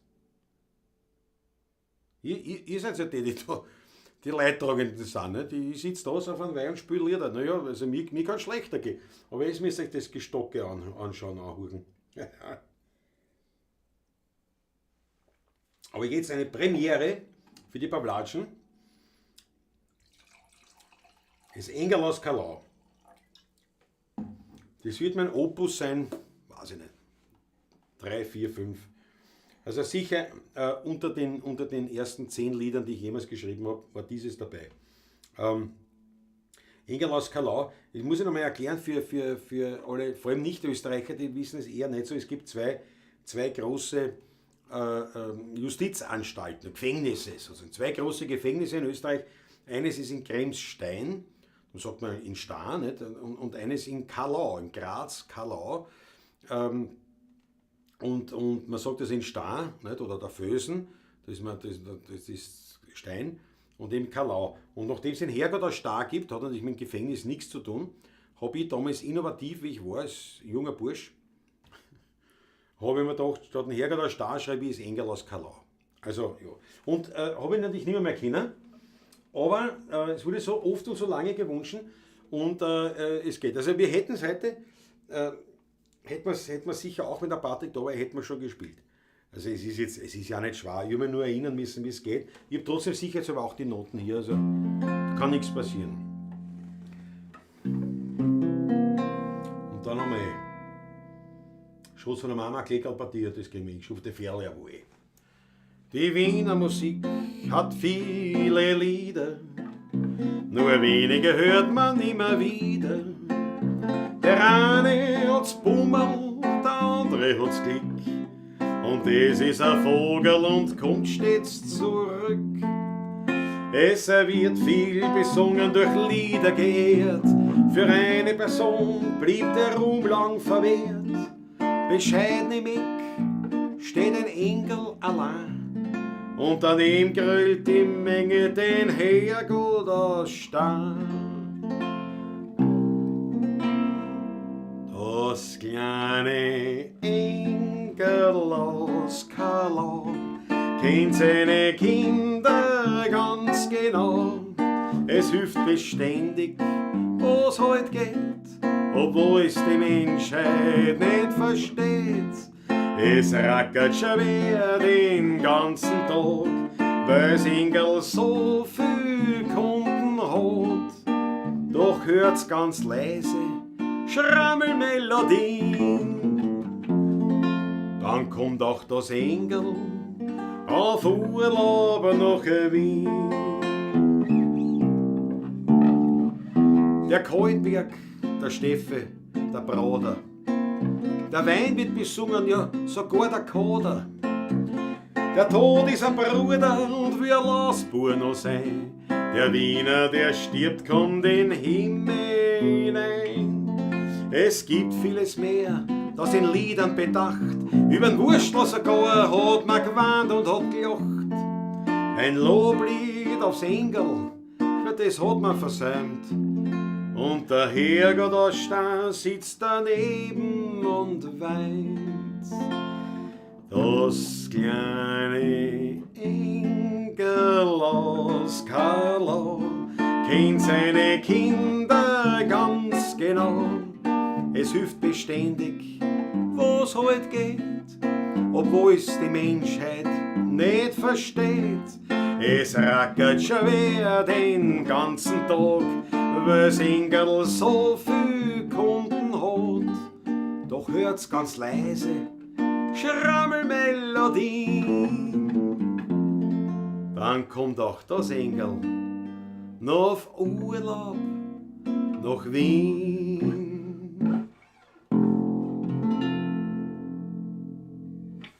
Jawohl, eine Online-Premiere Deluxe. Engel aus Kalau. Jetzt muss ich alles wieder auftragen. Fix, Teufel, wie geht denn das alles wieder? Das brauche ich. Aber ja, warte, ich bin gleich wieder dabei. Na, zack, zack. Ja, das nicht. Das. Jawohl. Was sagst du jetzt? Sehr schön, dass du das Engel wieder ausgegraben hast. Jawohl. Franz M. Dankeschön. Schau die Achtel von euch, danke euch. Das eine ist Stein an der Donau, das andere Graz, Kalau. In beiden sitzen die Schwerverbrecher. Ja, das sind also die richtigen Gefängnisse sind das. Entschuldige, bei mir hängt oft die Übertragung, habe die Kirschen deswegen leider nicht mitbekommen, Magnus Sterzinger, ja. Na schade. Aber ich habe es nicht durchgespielt.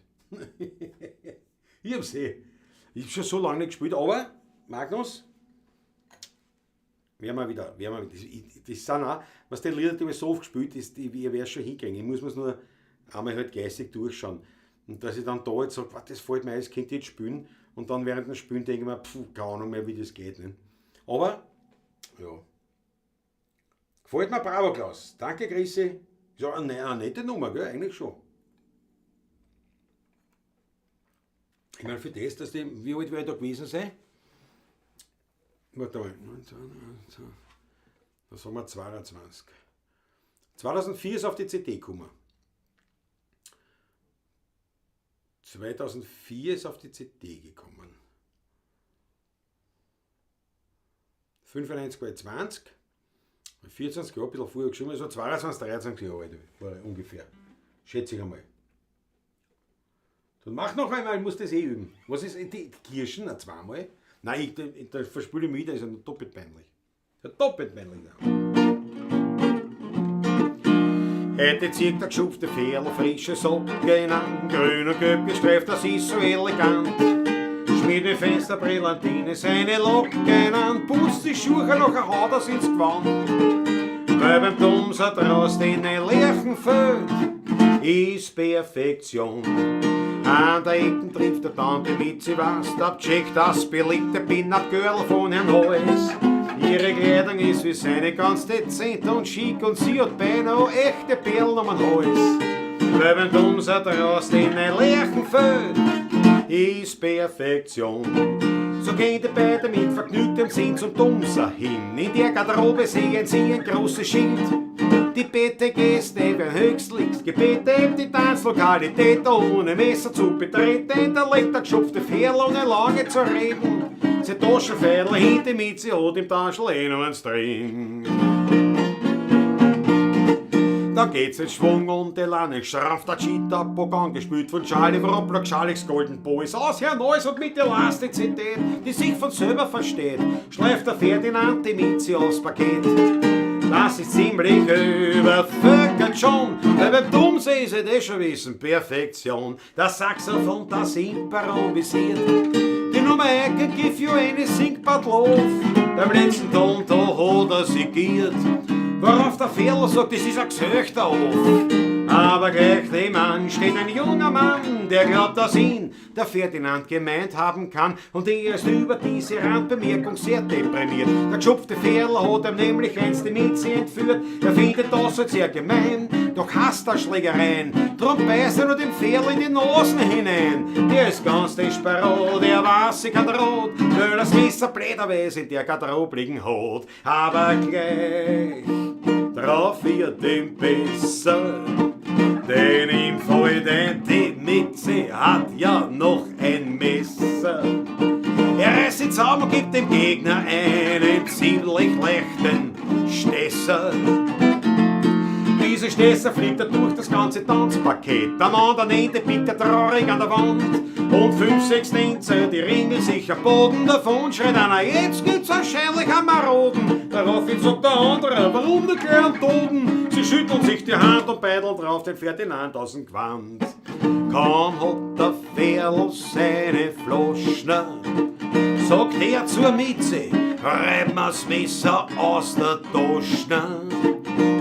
Aber die Miezi sagt, ja der Teufel soll's holen, jetzt hat mir wer mein Taschel gestohlen. Und indessen, dass der geschufte Ferl wehrlos war, hat der Übermacht ihm ziemlich malträtiert.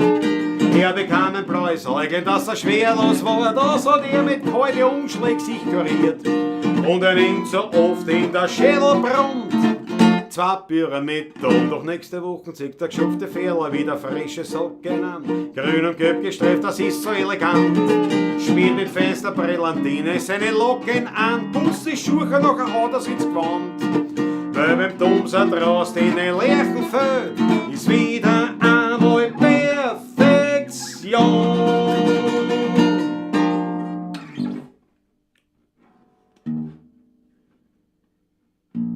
Jetzt hab ich ihn. Oh ja. 10 Euro fürs Engel per Überweisung. Ich danke der Wolfgang, das ist nicht eine Welt. Ja, das ist echt wild. Ich danke dafür vielmals. Muss ich sofort einblenden, den Schmattes-Hinweis. Auch wenn es stockt, ich freue mich natürlich gewaltig über jeden Obolus, den es hat. Das Engel, ein sehr schöner Titel, sehr getragen und melodisch. Gratuliere dir zu dem Lied. Magdalena Sterzinger, danke dir herzlichst. Danke dir vielmals. Wie gesagt, war nicht das Erstlingswerk. Ich weiß gar nicht mehr, ehrlich gesagt, was wirklich so meine allerersten Lieder waren. Aber das hat auf jeden Fall, wie gesagt, das ist also Opus sicherlich unter 10. 5. Lied, 6. Lied, was ich geschrieben habe vielleicht. Ja. Also Schmattes habe ich eingeblendet, ich würde mich freuen. Wenn es ein Schmattes umwachsen lässt, einen kleinen Obolus für die Musik. Ja, der Patrick, ja, ich nehme an, der wird im Bett liegen, nicht? Der, weißt du, und das heute, und jetzt Cortison und Antibiotika. Ich habe keine Ahnung, ob er Fieber hat oder auch, da weiß ich nichts, aber wahrscheinlich liegt er da nieder. Einfach. Aber grundsätzlich ist schon recht, nicht? Also wenn es nur um den Hals geht, reden braucht er nichts im Chat, ja. Es funktioniert Susanne Faber sagt, jawohl, ist schon Susanne Moser. Danke für den Ferl, sagt der Magnus, gerne. Das Engel ist eigentlich ein Evergreen, Wolfgang, du bist gut. Jetzt läuft er sich warm, ja genau, es geht's an. Geht schon mal Wampen, jawohl. Der Franz Brandwein ist auch da einmalig. Sweet Home Chicago. Das habe ich tatsächlich gespielt in der Schulband damals. Aber ich keine Ahnung mehr, wie das geht. Außerdem habe ich nicht gesungen, ich kann den Text nicht. Jawohl, Marco Cinelli ist am Start. Ich habe erst so weit. Ja, bravo, Marco Cinelli. Und zwar einen ordentlichen Betrag. Ich danke dir herzlichst. Alter Krankensessel, Franz Brandwein, ja genau. Na, Patrick, Kehlkopfentzündung. Blöde Geschichte, kann nicht einmal reden, singen. 3-4 Tage, Gott sei Dank spielen wir jetzt nichts. Erst am Freitag muss er wieder fit sein. Am Freitag muss er zumindest spielen können. Geht es nicht her, Susanne Moser. Vierte Gott. Danke, der Shishi, dass du dabei warst. Schlaf gut. So, wo waren wir denn jetzt alles? Pass auf. Jetzt waren noch offene Lieder auch noch. Muss ich wieder zurückschauen da. Was haben wir denn? Jetzt weiß ich es nicht mehr. Na geh. Naja, so wurscht, bis das nochmal reinschreiben, ist ja egal. Ist ja nicht. Und Leute in Grenzen im Soffen sind, da tanzt gleich renommieren. Da fangen sie gleich zum Aufstehen an, zum Schwindeln und zum Lieren. Was sie nicht sind, was sie nicht haben, für mich sind sie mein Hund. Ich sag ihnen gleich, was ich hab, und das hat seinen Grund. Ich hab eine Mutz dran Wampen, die zeig ich gerne her. Und wenn ich nicht die Wampen hätt, wär ich schon Millionär. Ich hab eine Mutz dran Wampen, ja die kostet ein Schippe Geld. Und wenn ich nicht die Wampen hätt, hätt ich auf der Welt eine Villa am Meer, ein Rolls-Royce mit Chauffeur, 2 Diener und eine Kammerfrau, die ganze Woche blau. Ein Jagdrast im Wald, ein Weberl, das mir gefällt, aber nicht einmal noch viel mehr, gib ich meine Wampen her. Ich bin heute ein Werner, ich kann nix dafür, ich brauch nur selig zu sein. 2 Fiedeln, ein Klampfen, ein Morgenklavier, ein Glasl voll heurigem Wein.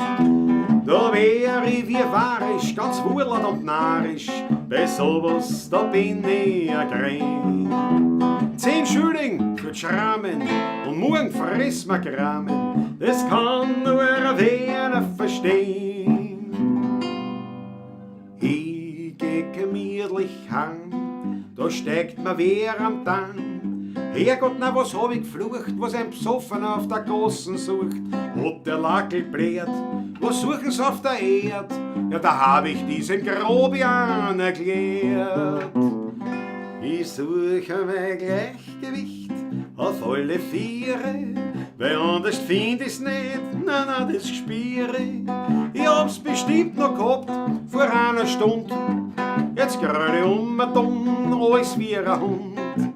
Ich such mein Gleichgewicht, das brauch ich wieder, sonst aus nach jedem Schritt mich wieder nieder. Und wenn ich's gefunden hab, zahl ich 1 Liter Wein. Fangt er dann wieder an, meine Voglerei. Geh her, bitte. Jetzt wenn wir die Finger haben, dann hab ich mir weh da jetzt nämlich. Aber es ist ja kein Wunder, weil Kuckuck, ich bin schon wieder zu und mir geht's gar nicht ein. So fett kann keiner sein. Morgen hab ich Schädelweh, doch ist mir das ganz wurscht, weil heute hab ich einen Durst. Kuckuck. Ich bin schon wieder zu. Und das ist mein Lebenslauf, drum trink ich noch einen drauf.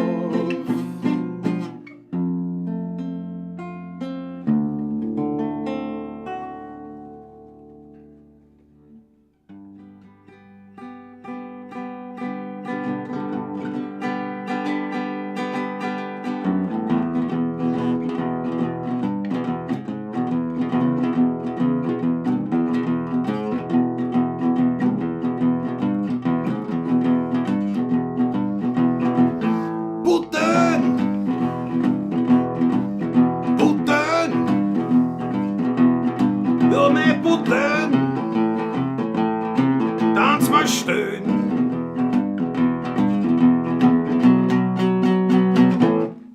Puten, Doppler, Liter, Stifterl. Ist alles was anderes wie ein Puten. Nur ein Puten, schlag der Wöhn. Ich trink 2 Puten am Morgen und 2 Puten zum Mittag. Aber am Abend mach ich mir keinen Stress, ich trink nur einen Doppler in der Schlafdress.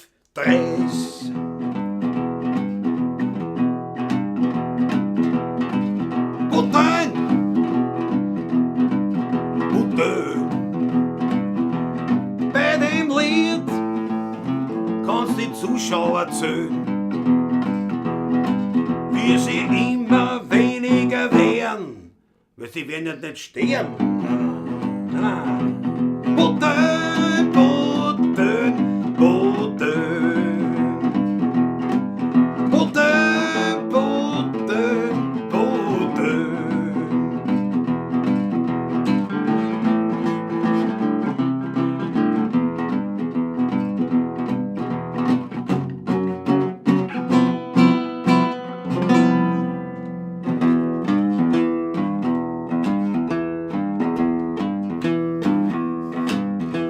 Your own personal Jesus, someone to hear your prayers, someone who cares. Your own personal Jesus, someone to hear your prayers, someone who's there.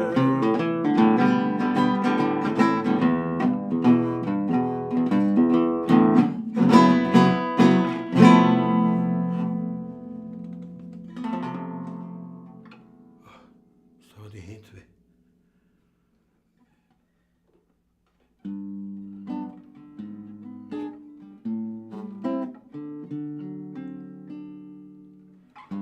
We'll meet again. Don't know when, but I know we'll meet again some sunny day. Keep smiling through, just like you always do, till the blue skies drive the dark clouds far away. And will you please say hello to all the folks that I know? Tell them I won't be long. They'll be happy to know that as you saw me go, I was singing this song. We'll meet again. Don't know where, don't know when, but I know we'll meet again some sunny day.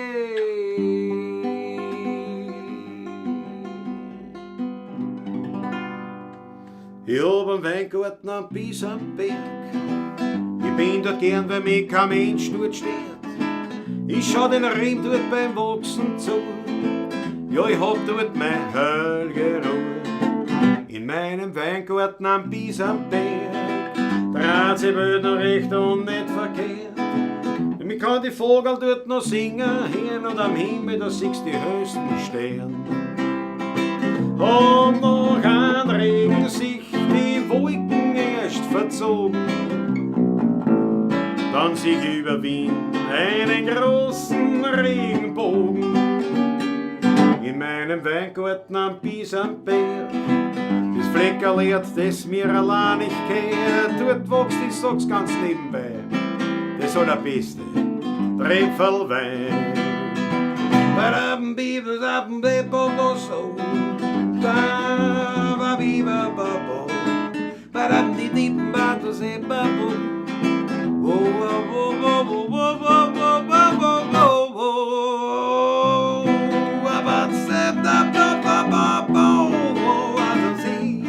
Ba, ba, do, de, ba, do, ba, do, see, da, ba, do, be, da, ba, ba, sa, do, be. Ba, ba, do, da, da, da, bam, di, bam, sa, bam, da, ba, ba, sa, bam, da, ba, do, ba, ba, ba, se, ba, do. Be, ba, da, de, ba, da, di, da, sa, de. Ba, da, do, ba, do, sa, ba, di, ba, ba, do, ba, ba, ba, ba, ba, se, ba, ba, ba, ba, de, ba, do. Oh, ba, do, si, da, da, de, ba, de, ba, oh. Jo, mijn Weingarten am Biesenberg, das Fleckerlehrt, das mir allein nicht gehört, dort wächst, ich sag's ganz nebenbei, das soll der beste Trepfelwein. Dort wächst, ich sag's ganz nebenbei, das allerbeste Trepfelwein.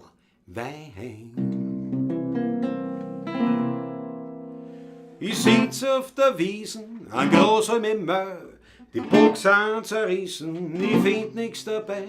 Ein Schmetterling fliegt mir und Nosen herum. Ein Fink frisst ein Fliegen, aber ich pfeif mich nicht drum. An der Arbeit denk ich nicht einmal mehr im Traum. Ich fühl mich so frei wie ein Vogel am Baum.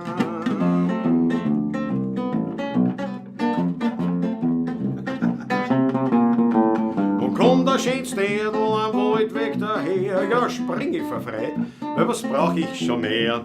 Zwei Ägeln schon fest in die Mähnen hinein, alles sagten, sie mächtig einige sein, aber noch ein paar Busseln, sag ich geh schon heim, ich bin aber frei wie ein Vogel am Baum.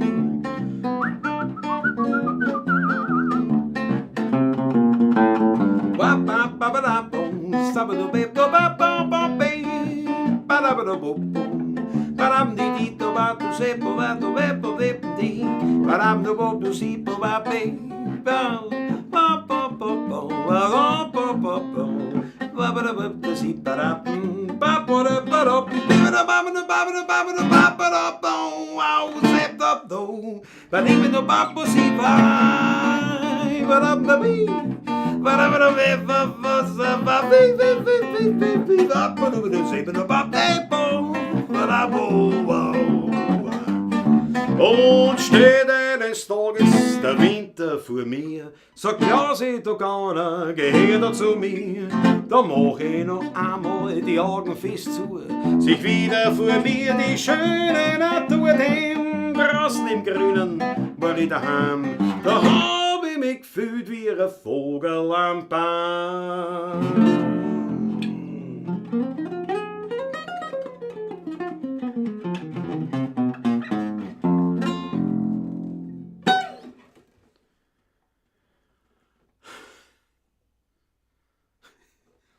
Noch ein Viecherin, ein Viech. Bravo, bravo. Habe die Ehre jetzt. Habe die Ehre. Habe ich gar nicht verschreckt. Ne? So nicht. Den Algorithmus Blues muss ich auch noch komponieren, ja genau.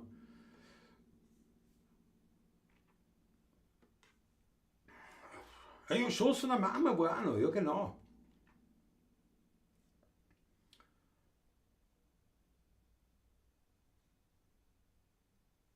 Wo bin ich denn? Bin ich so weit weg?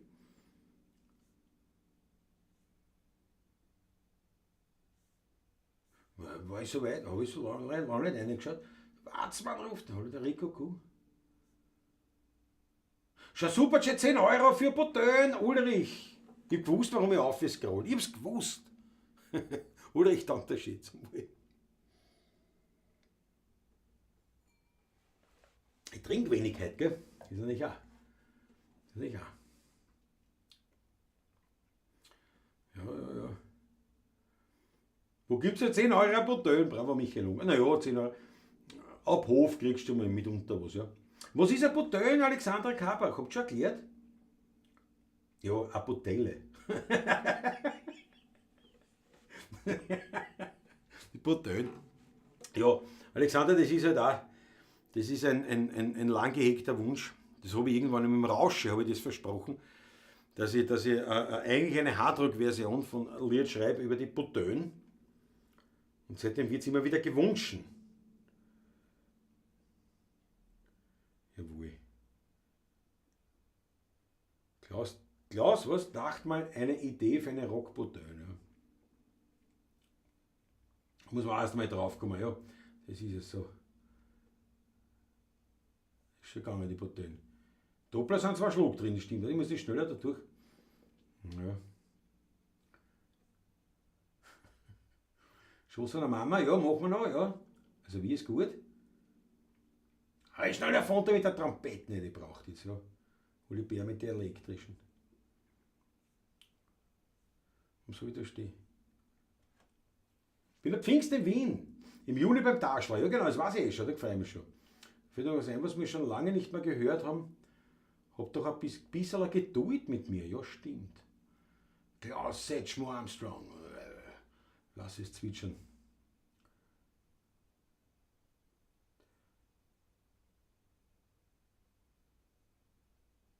Die Amsel Klaus. Auf die Albertina, ja genau. Der Franz Martin steht mit dem Fiaker auf der Albertina. Unimaster ist da einmal, ich schaue da von die Achtelleine. Bisschen Geduld.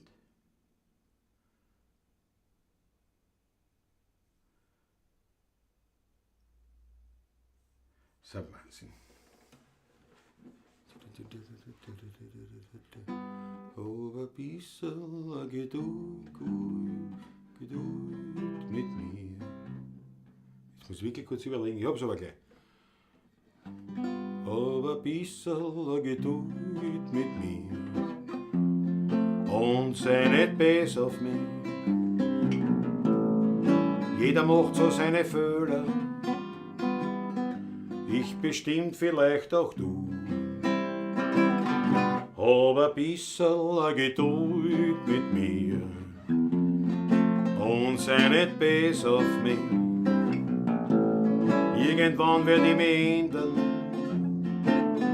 und der Grund dafür bist du. Wer hat mit zarter Hand mir manches abgewöhnt, du hat er manches harte Wort mit Zärtlichkeit versöhnt, du. Wer hat mir jemals mehr geben, wie er ihm nur, du, ich bin wirklich falsch da. Wer hat mir recht auf mein Leben, war nicht du, 1000-mal du. Ich glaube, ich muss einen Tonart wechseln. Hab ein bisschen Geduld mit mir.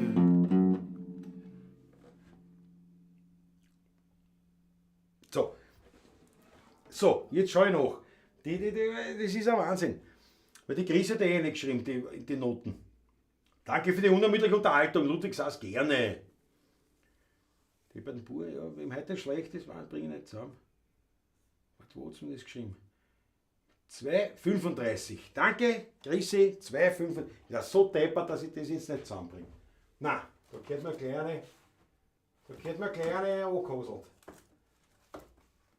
Folge 2, 35. Ich habe gelacht. Das wäre wirklich Frechheit. Na, was war das? 2,35? Das stimmt auf jeden Fall nicht. 2,35 stimmt nicht. So, und das Lied kenne ich nicht einmal. Aber warte mal, schau mal. Oh, ein bisschen. 27, 2,27. Also immerhin das Heftel hat gestimmt. So, was haben wir da? Da ist ein Taurer. Das, wenn sie es in D gespielt haben, naja, vielleicht haben wir es in D gespielt. Dann war ich ja ganz weg. Da war ich ganz woanders. wo ich gar nicht hätte sein sollen. Ah, Wahnsinn. Was ist da? Muss weiterfahren.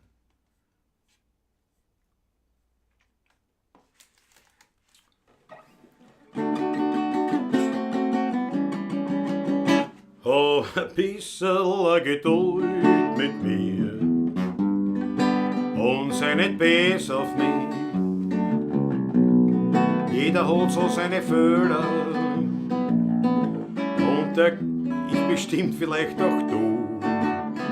Hab ein bisschen Geduld mit mir und sei nicht böse auf mich. Irgendwann werd ich mich ändern und der Grund dafür bist du. Wer hat mit sanfter Hand, da bin ich, wer hat mit zarter Hand mir manches abgewöhnt? Du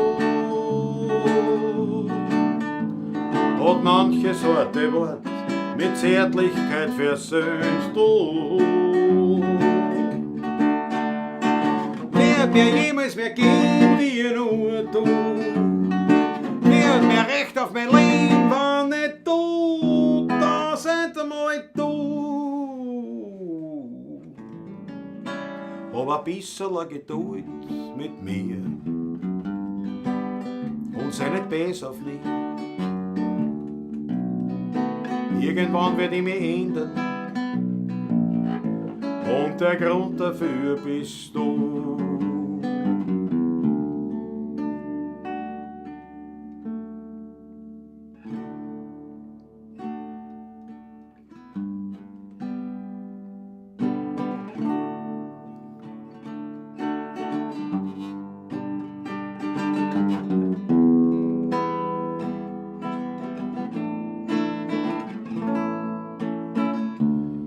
In der Früh die Tocht gegen einen Tag den Kürzen zieht.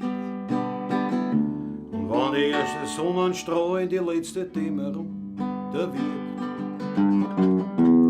dann wach ich auf von der Kineten, wo ich schlaf.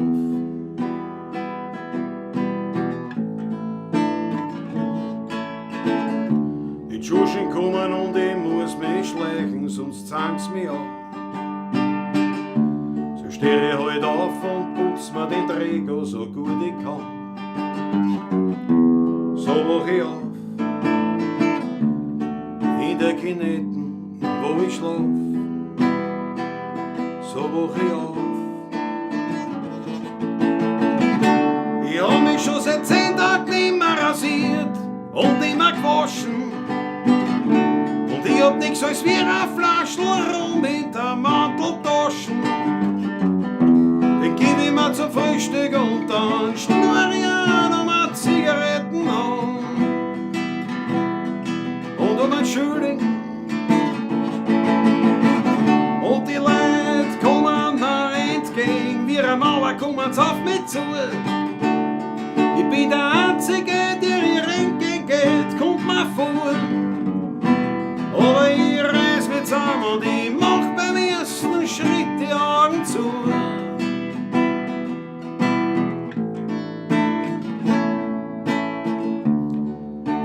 Ganz egal, ob ich was arbeite oder nicht. Weil für die dünne Klostersuppen genügt's doch auch, wenn ich bett.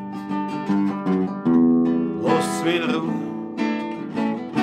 weil heut schieten's meine Kineten zu. Lasst's mich in Ruhe. Ich hab mich schon seit 10 Tagen nimmer rasiert und nimmer gewaschen. Ich hab nix als wie ein Flaschl rum in der Manteltaschen. Ich geh immer zum Frühstück und dann schnurr ich noch mal Zigaretten an. Und ein Schöling und die Leute kommen mir entgegen, wie eine Mauer kommen's auf mich zu. Und ich bin der Einzige, der hier entgeht, kommt mir vor. Aber ich reiß mich zusammen und ich mach beim ersten Schritt die Augen zu.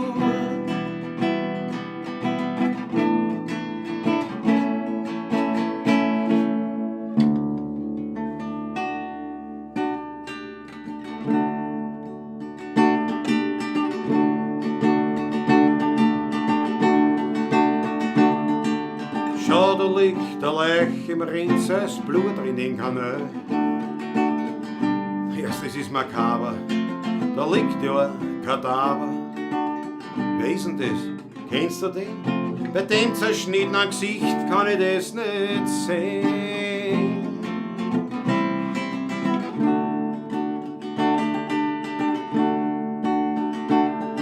Der Hofer war es vom 20er Haus, der schaut mir so verdächtig aus. Der Hofer hat ihn aufgekriegt und hat die Leichter massakriert.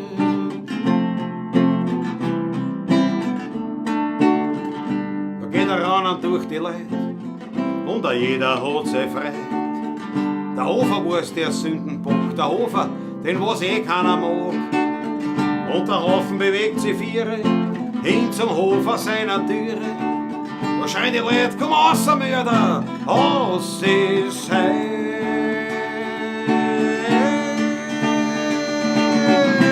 Geh mal auf die Tür, heut ist aus mit dir, weil für dein Verbrechen musst jetzt zahlen.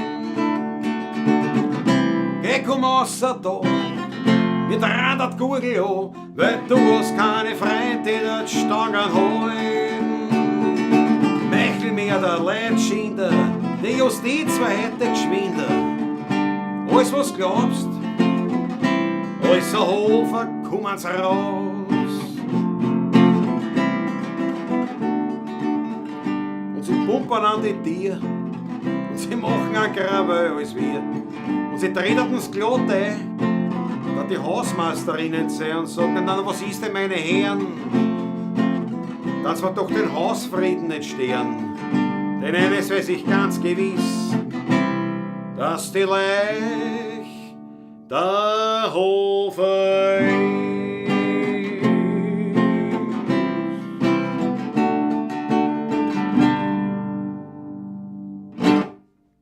So schaut's aus. So schaut's aus im Schneckenhaus. Sagt man so, gell? So schaut's aus im Schneckenhaus. Muss man gleich schauen, was habe ich versandt. Wie habt ihr mir ausgekriegt? Habt ihr mir ausgekriegt? Nein, natürlich nicht. Die Geneten. Wir haben geduld mit dir, ja, danke, Chrissy. Wahnsinn. Schau dir deine Freunde gut an, Magnus, ja, muss überlegen. Geneten, super, wirklich guter Song, gefällt mir auch. Nur der Klausi bringt es fertig, in einer Tonart spielen und in einer anderen Tonart singen. Ja, ich kann das. Schaut der Matthias Mariacha heute mit. Das ist großartig, Klaus. Danke dir schön. Ja, schafft er die. Ja, wirklich Wahnsinn. Das ist Multitasking, Klaus, da sieht man, dass ich nicht wirklich multitaskingfähig bin, weil da muss ich alles schauen. Ich soll nicht einmal das Trinken vergessen, erst nach Himmels Willen. Ist ein Wahnsinn. Trotzdem. Und der Tag ist heute abbotschert, das haben wir schon geredet. Und dann ist es wieder so, da schaue ich ein bisschen da, nicht immer, und ob das nicht passt und Kommentare und irgendwas. Und dann muss ich überlegen, während wir spielen, was ich für ein Lied dann gleich spiele, dranhängen, in welcher Tonart das ist, wie wisst ihr, das ist ja mein großes Problem. Und dann, während ich so überlege, denke ich mir, ja passt, das könnte ich in der Tonart spielen, dann fällt mir ein, weiß ich gar nicht, ob ich den Text überhaupt kann. Und so geht's weiter, ne? Und dann hänge ich dran, So.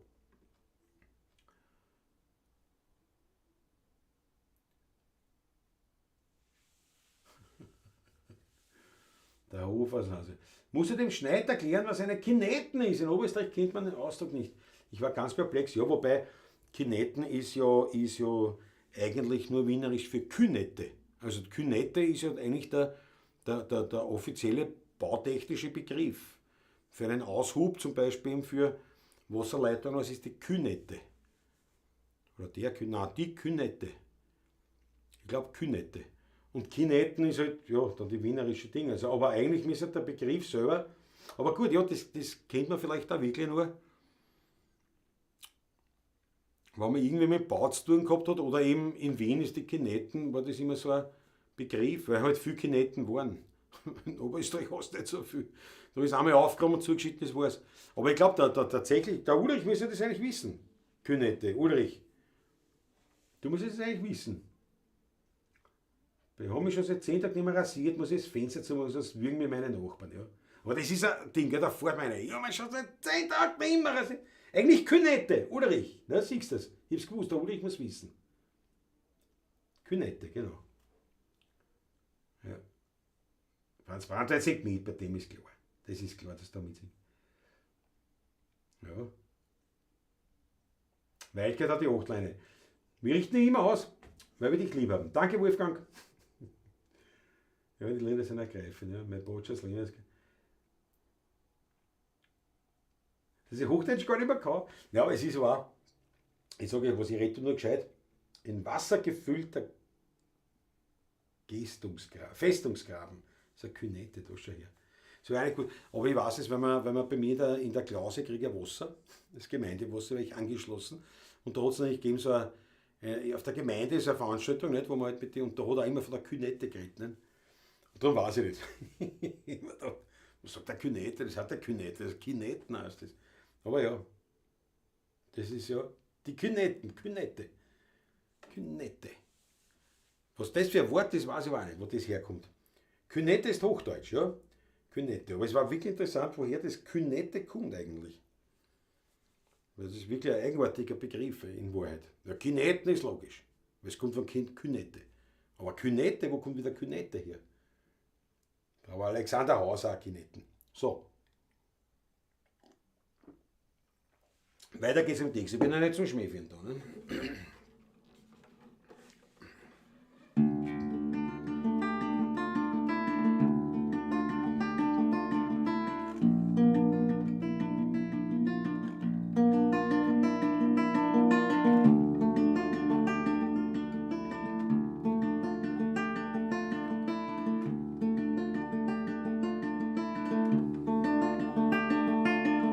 Kopfverlag Hand, Knie auf die Schultern und die Finger zwickt und aufgeschiffte Wunden.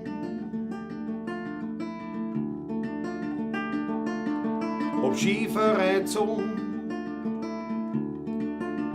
oder gar das Handel verbrennt. Als Kind ist mir zur Mama gerannt. Weil auf der Schoß von der Mama wird alles wieder gut. Es gibt nichts mehr, was da weh tut. Auf der Schoß von der Mama ist geborgen und beschützt, wo man als Kleiner so gern sitzt. Am Schoß von der Mama. Ob Spielzeug verloren, ein Botschen im Radl und ein Fleck in der Schule und ein blauer Fleck am Wadel. Ob eingeschossene Scheiben oder beim Zündeln was verbrennt. Als Kind ist mir zur Mama gerannt. Weil auf der Schoß von der Mama wird alles wieder gut. Es gibt nichts mehr, was da weh tut. Auf der Schoß von der Mama ist geborgen und beschützt, wo man als Kleiner so gern sitzt. Am Schoß von der Mama.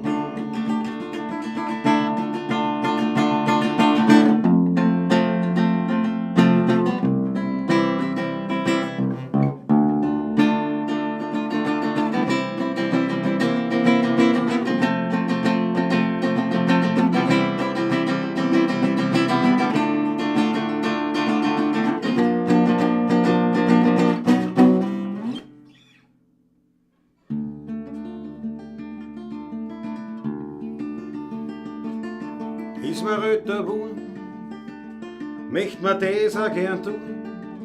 Man kommt zur Mama zu Haus, trinkt Kaffee und redet sie aus.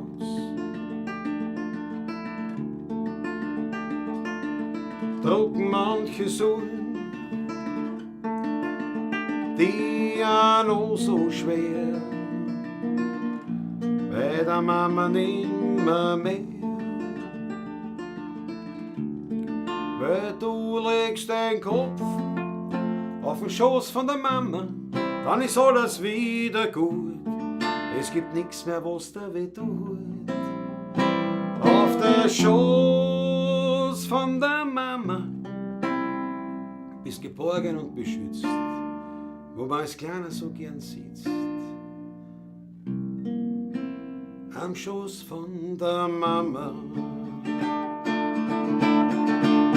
Auf der Schoß von der Mama wird alles wieder gut. Es gibt nichts mehr, was da weh tut. Auf der Schoß von der Mama bist geborgen und beschützt, wo man als Kleiner so gern sitzt. Am Schoß von der Mama.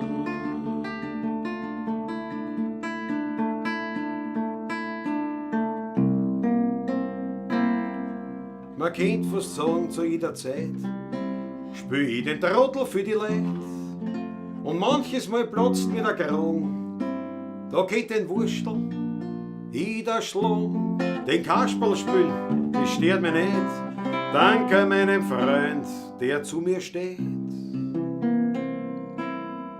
Ein guter Freund hat immer Zeit, mein bester Freund heißt Einsamkeit. Und bin einmal ganz allein, so sind wir denn noch immer zwei. Ich und mein Freund, die Einsamkeit, mit ihm bin ständig ich zu zweit.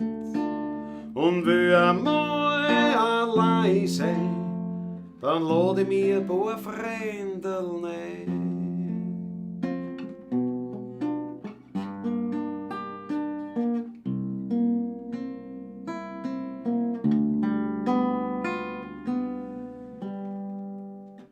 Zwischen Nussberg und Donau, am Rande von Wien, da liegt ein ganz kleines Dörfle mit kleinen Häusern darin. Und gleich bei der Kirche ums Eck, da liegt die Buschenschank-Taschler versteckt.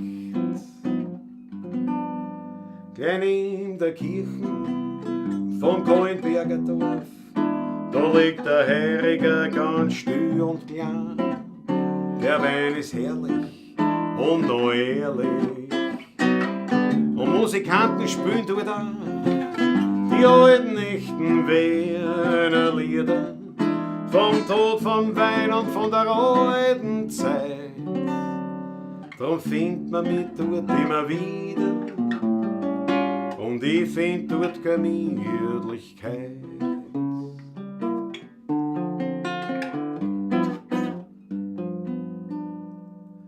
Dort ist noch nichts neu und nicht modernisiert.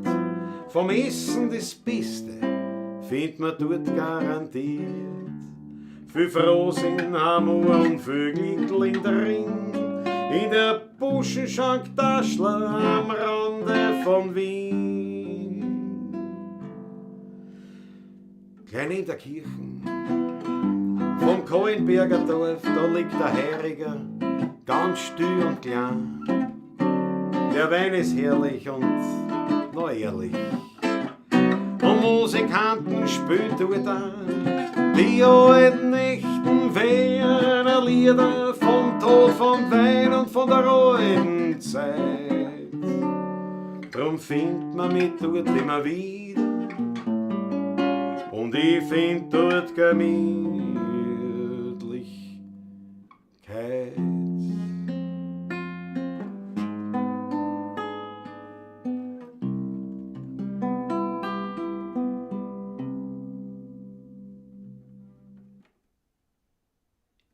Jawohl, jawohl. Auch wieder ein kleines Medley, So, was haben wir noch immer noch bei der Kineten? Martin Alexeis, jawohl. Pawlatschen bildet. Was haben wir gelernt wieder? So, was haben wir da?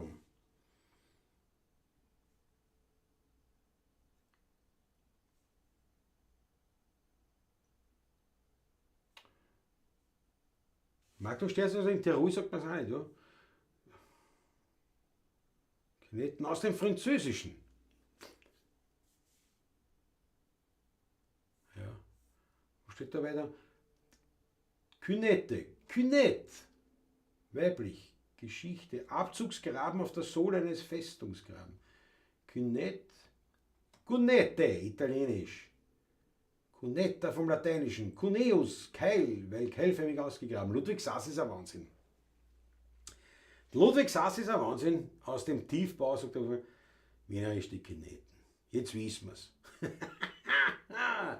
Unglaublich.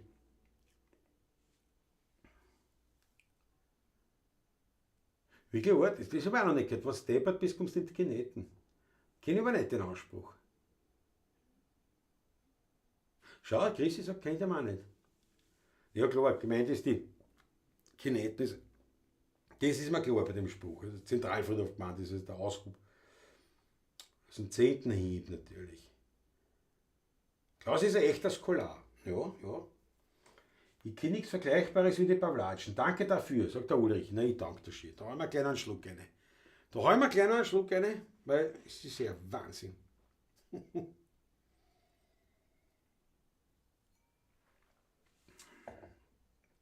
Die Netten habe ich in der Schule einmal vorgetragen, zusammen mit 2 Freunden. Das ist mit dem Grund, warum ich sie heute noch ohne Hänger auswendig kann. Na, leibend aber. Anteil ist nochmal gefreut sich über das Taschel. Franz Ehm hat die Achtelleine. Sicher, wahrscheinlich sicher für die Einsamkeit. Lagerfeuer oft was vom Ambrose Brockowitz. Ja klar, das war früher, aber ich kann, was die auswendig, ich kann kaum welche.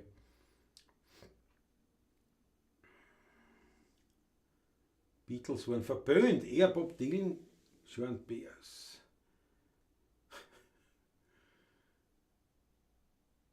Klingt wie mit den Fischen schlafen. Was, Künett oder was? Der Wahnsinn. Mit euch mache ich aber was mit. Alexander Hauser hat 8 Leine, mit dem kann ich was anfangen. Aber klingt wie mit den Fischen schlafen. Was? Das ist ein Wahnsinn. Mit euch? Ein Wahnsinn.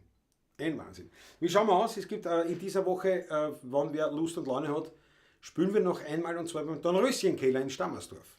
Wenn also wer Lust, Zeit hat, ruft es an, schaut rein auf die Homepage 16erburm.at. Da findest du natürlich die ganzen Daten und Fakten und ja, wenn es noch einen Platz gibt, das könnte schon noch sein, ruft es an dort und bestellt euch gleich ein Platzerl im Dornröschenkeller. Jawohl. Kleine Werbung zwischendurch war das. Kleine Werbung zwischendurch. Dann haue ich nochmal in Schmartes eine sicher. Das möchte ich auch sagen. Ganz wichtig, Freunde. 21. Juli ist das hochoffizielle 30 Jahre 16er Burm Jubiläumskonzert beim Tschauner in Otterkring im 16. Bezirk. Ich habe jetzt da Karteninfo 16er Burm hingeschrieben, weil da müsst ihr halt schauen, aber es ist natürlich auf der Tschauner Homepage. Dort findet man es auch. Aber ich glaube, ich habe den richtigen Link dort eingesetzt auf der 16er Seite, dass man direkt hinkommen könnte, wenn es wahr ist, wenn er funktioniert. Sicherheitshalber. Aber ihr wisst Bescheid. Auf jeden Fall Sonntag, 21. Juli, 11 Uhr, eine Matinee. Da machen wir eben das 30 Jahre 16er Burm Jubiläumskonzert beim Tschauner. Das ehrt uns wirklich sehr, weil der Tschauner eigentlich fast keine Drittveranstaltungen mehr macht, also wirklich nur mehr Eigenproduktionen. Und umso mehr haben wir uns dann gefreut. Wir haben das eigentlich schon dann wieder ad acta gelegt gehabt. Und dann hat uns doch die Heidi angerufen, dort von dem Team, und hat gesagt, das wäre uns eine Freude, wenn ihr euch einen 30er bei uns feiert. Also so gesehen bei uns auftretet, machen wir eine Matinee und da haben wir uns sehr gefreut. Und das ist ja quasi dann der Werdegang der, wir haben begonnen 1994 am 19. Oktober im Heurigen zum Alten Weinstock, den gibt es heute nicht mehr, das ist ein Privathaus, vis-à-vis vom Stiepert, wo wir heute noch spielen oder wieder spielen. Und dort haben wir angefangen, hinten, also das waren vielleicht 10 Leute, waren überhaupt am Anfang. Das waren meine Eltern, im Patrick seine Eltern, und dann noch ein paar von der Verwandtschaft und vielleicht 2 Freunde. Das war's. Das war wirklich der Beginn. Nicht? Klar haben wir ja noch nichts kennen. Und da haben wir da hinten gespielt, im Hintern, das war nicht einmal extra Zimmer, sondern quasi ein räumlich etwas getrennter Raum. räumlich getrennter Raum, ich weiß schon, das ist kein Deutsch, aber ihr wisst, was ich meine. Und dort haben wir das erste Mal gespielt. Wie gesagt, ich glaube nicht einmal, dass 10 Leute waren. Und der Tschauner, das war halt jetzt sozusagen 30 Jahre später, das ist die größte Bühne in Otterkring. Ich weiß nicht, was da reingingen. 300 Leute. Ich weiß nicht, viel werden wir es nicht kriegen vielleicht, aber zumindest so voll, dass man wirklich sagt, ja, die Hitten bebt. Das würde uns riesig freuen und wann wer noch nicht die Karten hat, bestellt es gleich. Man kann das nämlich leibern dort auf der Homepage vom Tschauner. Da kannst die Karten nehmen, da kannst du den Sitzplatz anklicken, nicht? Und kannst sagen, den will ich haben. Und da siehst du schon, welche besetzt sind und welche frei sind. Das ist recht praktisch. Also diese Werbung lasst mir noch durchgehen, bitte. Das ist ganz leibend. Wenn wir uns dort sehen würden, alle unsere Wegbegleiter und neuen Freunde und so weiter und so fort. Eine ganz großartige Geschichte. Und jetzt trotzdem noch einmal, die Schmattes-Partie. Würde mich freuen, wenn es einen Obolus in den Hut, nicht ins Büchsel, den Obolus schmeißt oder ein Schmattes in den Hut, in den virtuellen natürlich. Ja. Schaunerkarten über 16er Seite hat funktioniert. Franz M. dankt euch, ja. Erstens freue ich mich natürlich, dass ihr kommt und zweitens danke für den Hinweis. Ja. Weil ich habe es zwar eingestellt, also warum sollte er nicht funktionieren, aber trotzdem weiß ich nicht, ich habe es dann nicht probiert, bin nicht mehr dazu gekommen.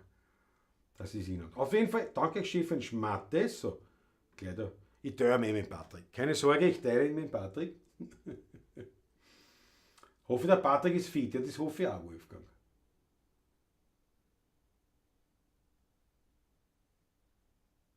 Sehr leimend. Leonard Konfredan, ich gebe es zu, beim Taschler esse ich immer nur Erdäpfelsalat. Ein kleiner Hinweis. Jawohl, wir werden zu 99% auch zum Taschler kommen. Wolfgang, das war Weltklasse. Da freue ich mich jetzt schon. Unbedingt Platz reservieren, gell, Wolfgang? Unbedingt reservieren. Grisi, den esse ich auch gerade ohne Fleischlauerl. Na, gell? Der Franz Brandwehr, das war ein Hit. Andererseits saß er nicht mehr frei. Ja, ich meine, es ist eine Matinee, gell?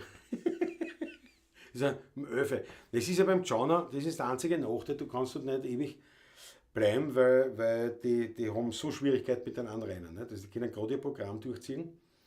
Das geht, aber ist ja wurscht. Aber es geht das ist einfach das offizielle 30er-Konzert. Sagen wir es so. Da würde ich mich wirklich freuen, wenn viele da sind. Beim Tschauner passen sicher weniger Leute rein als im Maracanã-Stadion in Brasilien. Ja, weniger, ja. Aber ja, ich tät auch in Brasilien, ich weiß jetzt nicht, wie viele Leute auf die Gache aufstellen könnte in Brasilien für ein Konzert. Jetzt sitzen wir gleich beim Woodstock gedanklich. Na, was denn? Woodstock war ein Sprungbrett für viele, ja. Aber sowas gibt es heute nicht mehr. Das kannst du vergessen. Die Gesellschaft ist eine andere. Also Woodstock, das hat halt auch in diesen Lifestyle reingepasst. Das war, ja. Ich meine, ich war nicht dabei, keine Ahnung, aber rein historisch, sowas hat es nie wieder gegeben. Oftmals versucht und oft ist das irgendwie, sagt man halt dann, ja, das war wie Woodstock. Nein, das war einzigartig in der Geschichte der westlichen Musik. Wird es auch nicht mehr geben. Das definitiv, bin ich überzeugt. Das wird es nicht mehr geben. Sowas. Wird vielleicht was anderes geben. Schauen wir mal, was da steht. Ich glaube, ich muss das Handy dort anhängen. Entschuldigt, weil ich sehe gerade, da gibt es Probleme. Aber ja, warte mal. Aber ich bin gleich wieder bei. Oh, weh, damit ich für morgen für die Schiedschef-Schauer schon bereit bin. So. Das ist eine andere Kamera. Und eben. Oh, jetzt renne ich wieder fast gegen das Mikro. Freunde. Ja. Schaff's leider nicht im Juni beim Taschler. Alexander Hauser, das trifft mich hart. Das trifft mich. Siehst du beim Tschauner nicht Fußball spielen? Beim Tschauner nicht Fußball spielen, genau. Ja. Live etwa größer. Naja, größere Veranstaltungen wird es bald damit geben, aber eben so etwas, was du sagst, da sind wirklich Größen hervorgegangen. Ne? Also die waren damals halt schon relativ bekannt, aber durch Woodstock wurden sie natürlich dann wirklich bestimmend. Joe Cocker zum Beispiel, oder was weiß ich nicht. Also, ja. Also aber es ist eine andere Gesellschaft gewesen. Ich glaube nicht, dass das heute geht. Was willst du machen? Da wieder mal wegen, was glaubt, das geht ja gar nicht als Veranstaltung. Was du aufführen musst, damit feuerpolizeilich, baupolizeilich und überhaupt polizeilich, dass das überhaupt irgendwie geht. Und der Nichtraucher, nicht, dass man was anzieht und dann die ganzen Häuseln und Logistik hin und zurück und die Zelte und das muss alles was eine TÜV-Nummer haben oder keine Ahnung, nach irgendeiner Norm muss das angenommen werden, sonst geht das nicht. Und da so viele Bands, das geht auch nicht, damit die ganzen Verstärkeranlagen, das muss dezibelmäßig abgesteuert sein und. Also das, es ist aber wirklich so. Ich meine, es ist auch viel Gutes, nicht? Aber das geht heute nicht mehr. Die Gesellschaft ist viel zu regelverliebt und viel zu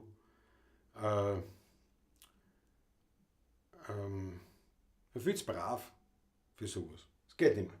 Meiner Meinung nach. Ich weiß nicht, was ihr sagt, ich bin gespannt. Also Sonntag um 11 ist schon eine blöde Zeit für Kirchenmusiker. Muss sicher um 10 oder gar 10.30 Uhr am Mess spielen. Daher habe ich den Sitzplatz in der letzten Reihe rechts außen reserviert. Jawohl. Damit ich später reinschleichen kann. Bravo Maggie. Bravo Maggie. Ja, Öfe, die Öfermess. Die Öfermess.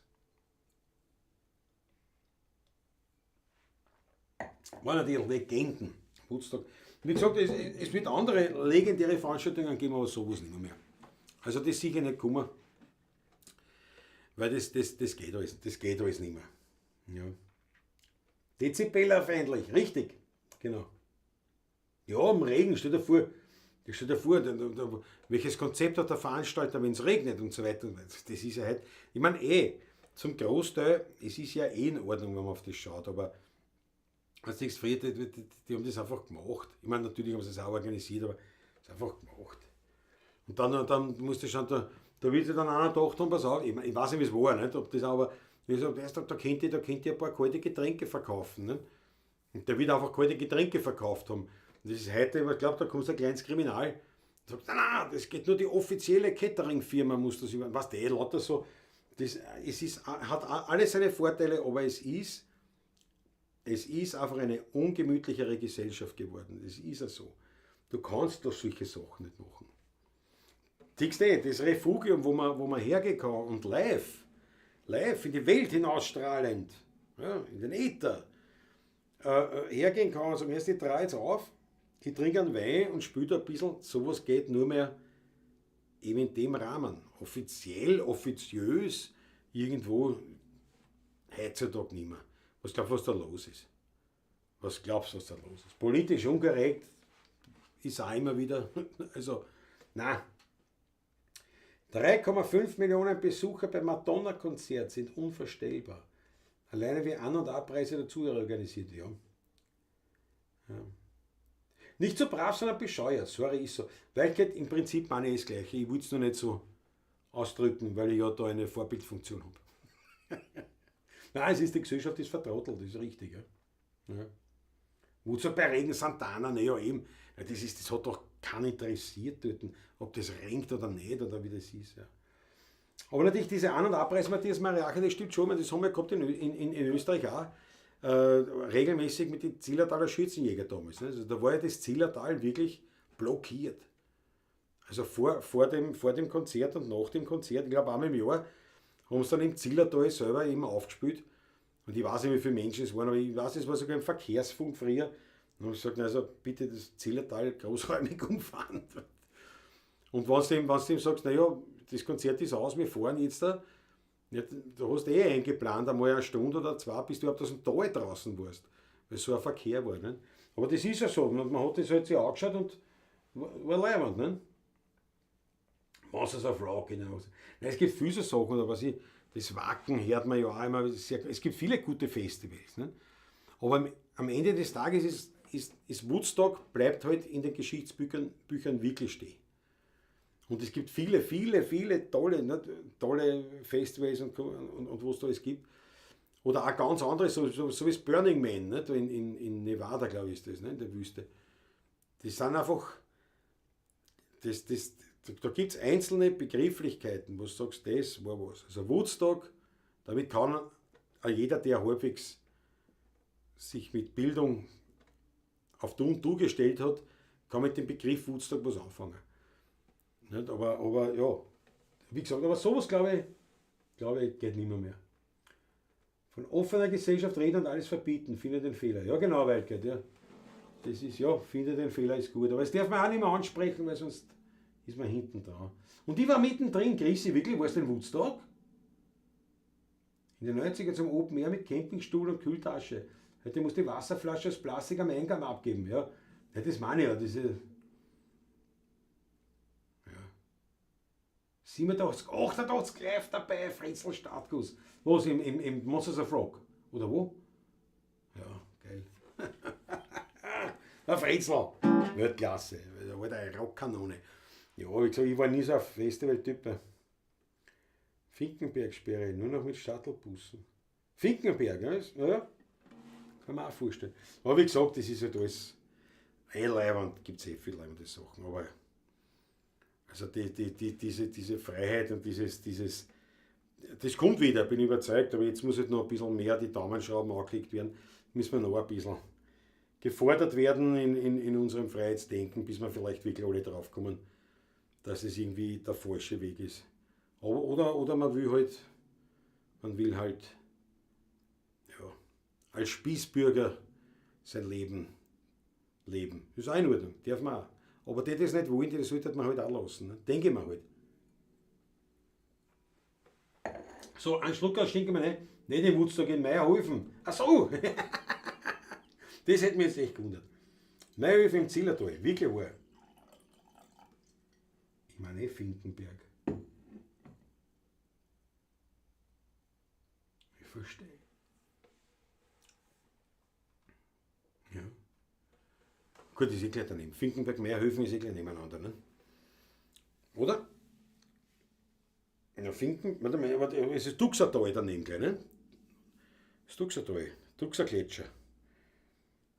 Oder Fügen, Hochfügen, ist das dort, ist das Grätzl? Ich glaube, ich weiß nicht. Ich kenne mich nicht aus, in Geografie bin ich eine Luschen. Wobei, so grundsätzlich vielleicht nicht so, aber im Speziellen, was mich auslässt, was mir egal wo, also es kann sogar daheim sein, und dann einen Sackel über den Kopf gibst und mit 3-mal drast und das Sackel runternimmst, da muss ich einen Uber rufen. Und wenn das da um die Ecken ist. Beim Woodstock war ich gerade mal 10 Jahre alt, ja Chrissy. Deswegen war ich jetzt so verwundert. Man dachte, na so, das ist ja, das geht ja gar nicht aus.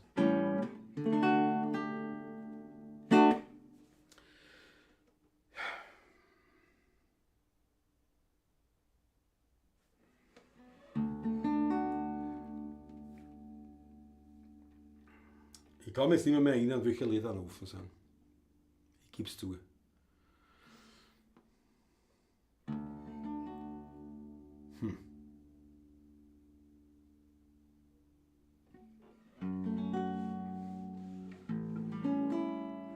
Wie wir kleine Kinder waren, haben angestellt allerlei. Da war für uns die größte Freude, der Haustorleiterei.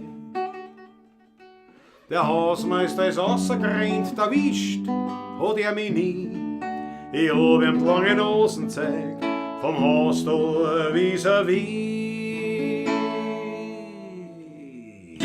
Ein Kleckerlpartie war das Höchste für mich. Leider kennst so eine Freude nur als Kleiner. Ein Kleckerlpartie, der was leid, der war ich. Nur wenn's groß bist, ist alles dahin. Und hab ich manches Mal so meinen Schimpfer gekriegt. Das war mir die Gaude wert, das war mir die Gaude wert. Und hat die Frau Mama mir öfters eine zischt. So war das nie, der Hausmeister, weil der hat mich nicht erwischt bei meiner Kleckerlpartie. Der was leid, der war ich, nur wenn's groß bist, ist alles dahin. wenn's groß bist, ist alles dahin.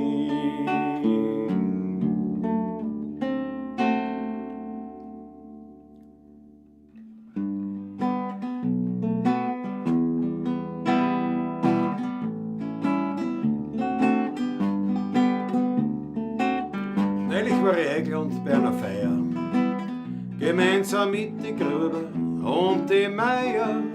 Alles war so festlich und so elegant.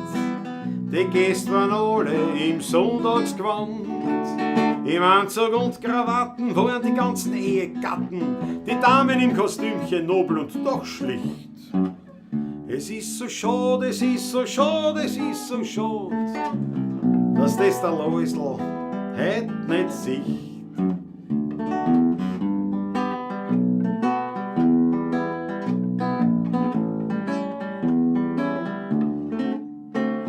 Am Anfang war die Stimmung noch ein bisschen flau, aber dann ist es Essen gekommen. Na und schau, kaum waren die Händel und die Fleischlaberln serviert, da hat sich keiner mehr geniert. Alles hat sich gestürzt auf die Schnitzel und den Erdäpfelsalat, dass der Läusl nicht dabei war. Wirklich schade. Es ist so schade, es ist so schade, es ist so schade. Allein schon wegen dem guten Erdäpfelsalat.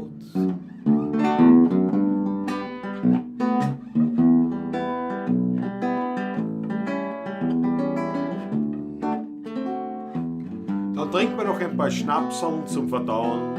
Die Achteln rennen, so schnell kann's gar nicht schauen. Ja, und dann werden auch schon die alten Lieder gesungen. Ja, und das Tanzbein wird geschwungen.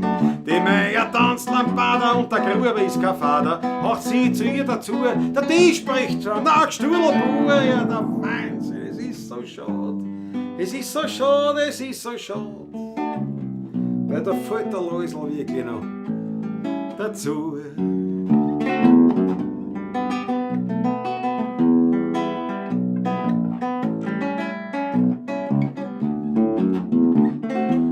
So ist dann gegangen bis in die Morgenstunden. Ja, das hat der Läusl sicher leibend gefunden. Ja, das eine, das sag ich euch. Dem Läusl seine war die schönste Leich. Ja.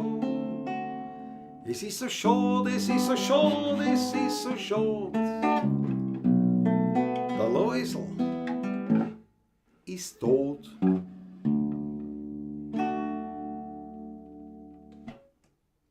Jawohl, zum Thema Erdäpfelsalat. Deckelpartie, jawohl, Deckelpartie. Dann Übergänge vom Woodstock direkt zu den Schürzenjägern. Das sollst nicht schwindelig werden. Ja, gell, das geht doch schon. Wenn schon Titanic dann erste Klasse. Ein paar Flatschen halt.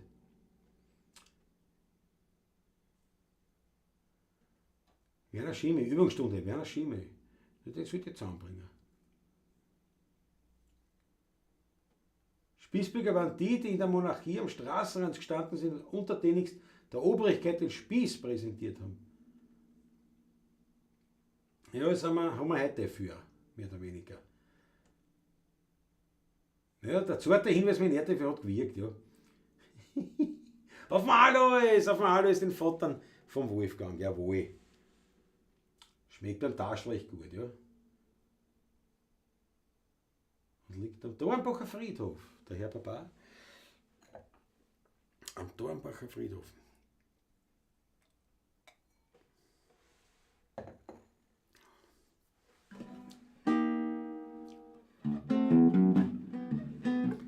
In Mädling in ganz ein kleinen Häsel, das Wirtshaus zum goldenen Kranz. Ein heimliches Alt wie ein Bäsel, dort gibt es kein Fahrzeug, kein Pflanz.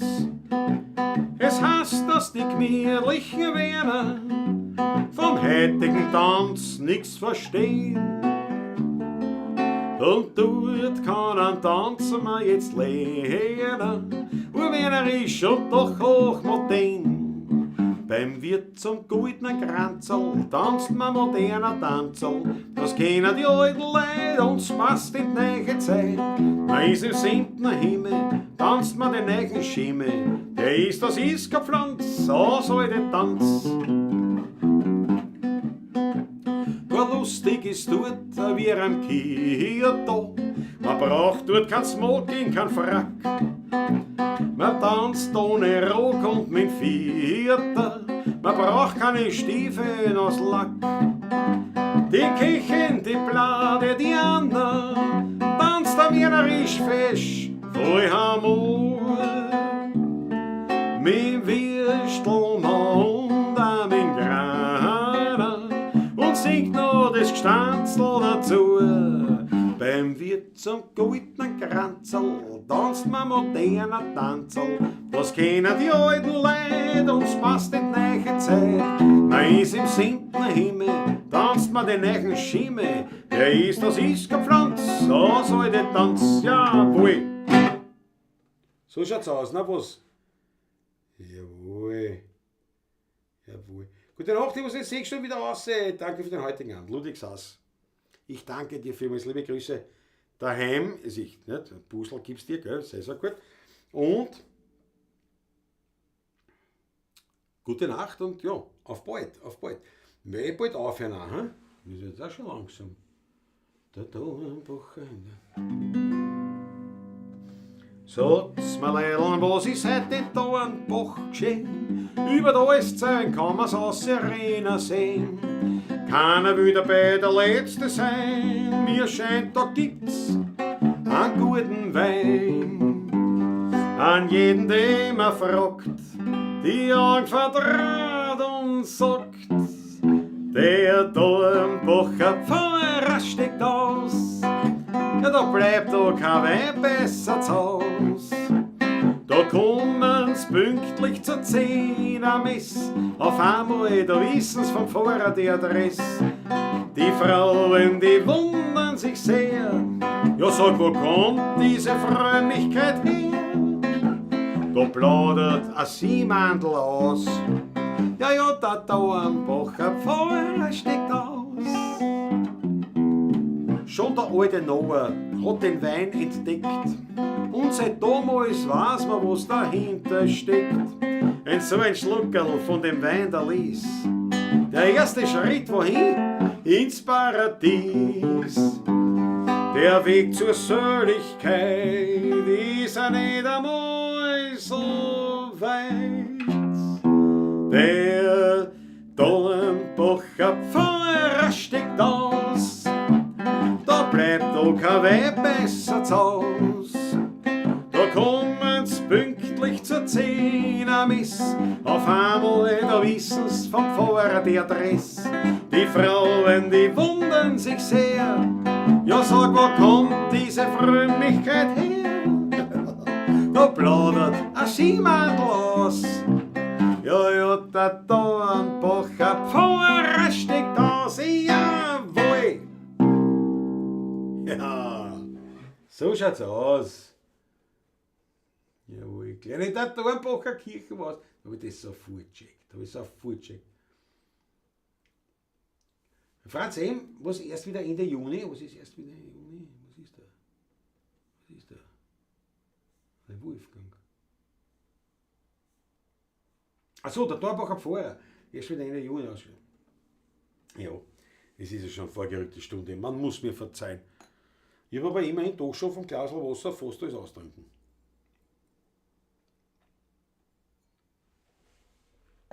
In Grinzing wird es eine Himmelstraße, das kann ich nicht. Das habe ich mal gespielt sogar. Aber das hat mir nicht so taugt und dadurch haben wir es nicht gespielt, haben wir es wieder vergessen. Gibt's auch Lieder. 2 Gescheite, ein Gedanke. Grüße. Jawohl, genau, Dornbacher Pfarrer.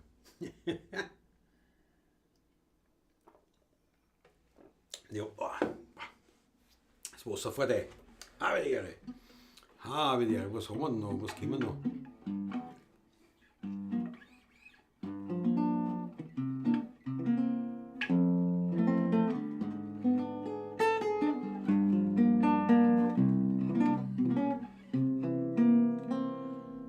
Beim Wein darfst nicht fad sein, Bei einem Lied musst du schön stark sein, sonst hast du nur die halbe Freude.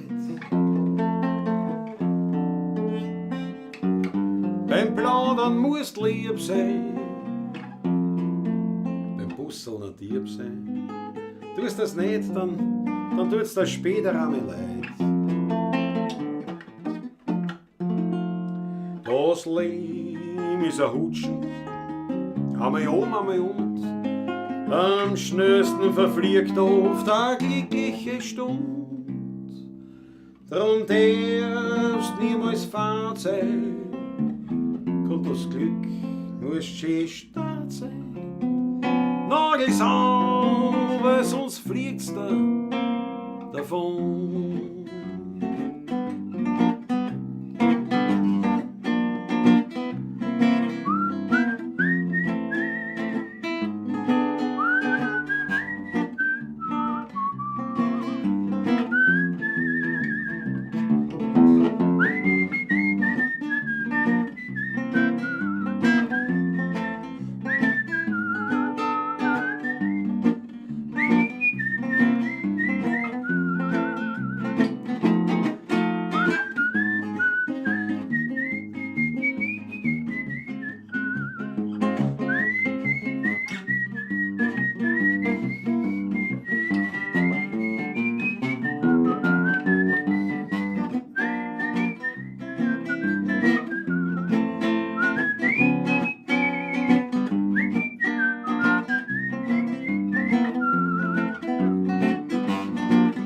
Beim Wein darfst nicht fad sein, der Lied muss schön stark sein, sonst hast nur die halbe der Freude. Beim Plaudern musst lieb sein und beim Busseln ein Dieb sein. Tust das nicht, tut's das später einmal leid. Das Leben ist ein Hutschen, einmal um, einmal und. Am schnellsten verfliegt oft eine glückliche Stund. Drum darfst niemals fad sein, kommt das Glück, musst schön stark sein. Nagel sauber, sonst fliegt's da davon.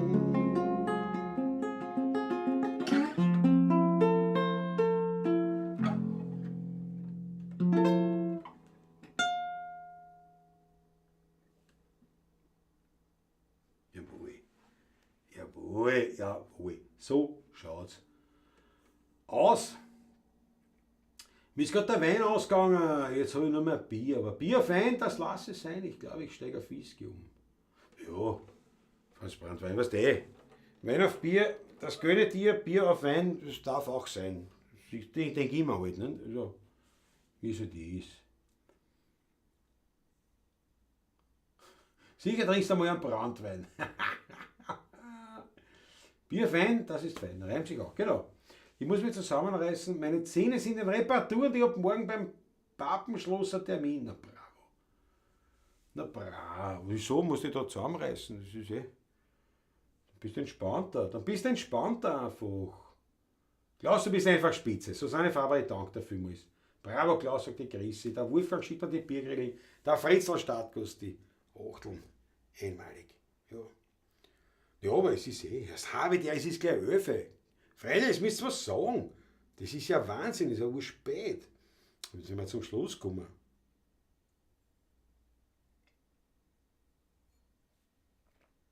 Wahnsinn, wir haben ja um 9 Uhr habe ich ja wieder morgen sehen, Schiedschef, schau auch wieder alleine. Bin nicht mehr allein. Ich rede viel, wie aufgezogen. Im Patrick lass eh nicht zu Wort kommen, aber wenn er nicht dabei ist, ist auch wieder, denke ich mir. So. Ich bin halt da nicht so. Was willst du machen? Ja, hoffentlich.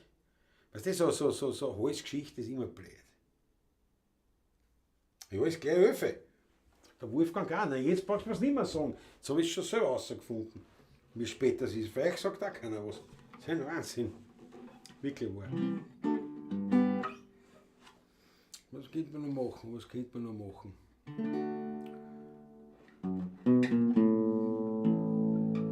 Wenn's aufs Heim gehen vergisst, weil daheim niemand ist, stütz dein Kopf in die Hände, denk an deine vier Wände, wo der Herrgott im Winkel auf die Ober schaut. Jedes Bild an der Wand ist dir lieb und vertraut.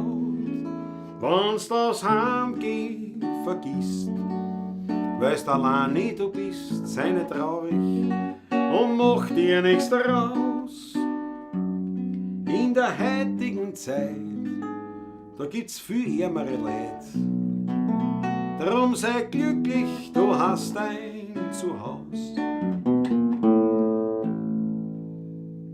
Irgendwo versteckt in einem Winkel,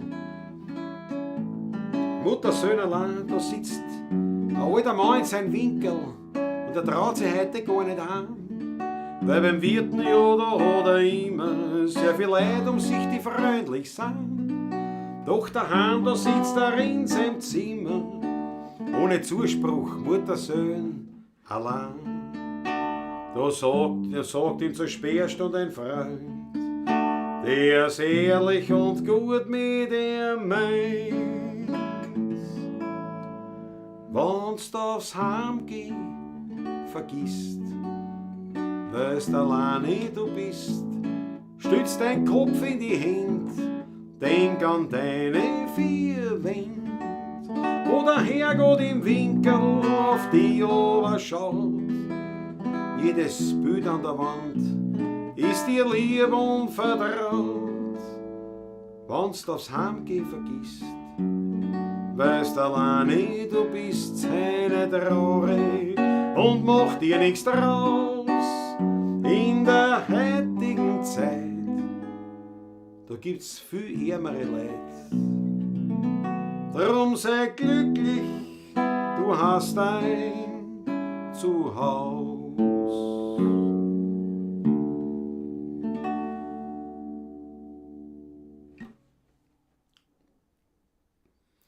Jetzt ist verstimmt auch schon die Gitarre. Ich muss die Seiten wechseln. Wir sind bei dir in der Früh. Mega Pempern Bravo. Ich bin gestellt um 9, wenn ich nicht drauf vergiss. Ja, Chrissy, ja. Mein Munkelein erinnert mich. Er sagt, erst glaubst du nicht, dass du aufstehen musst, schon langsam? Ja. Das ist keine Glaubensfrage. Na, manchmal fällt es schwer, nämlich schwer um 9. Normal, es geht um das nicht, ich muss ja nicht am 9, also am 9 muss ich da sitzen, da möchte ich schon einiges erledigt haben auch. Nicht? Und das ist halt das. Nicht?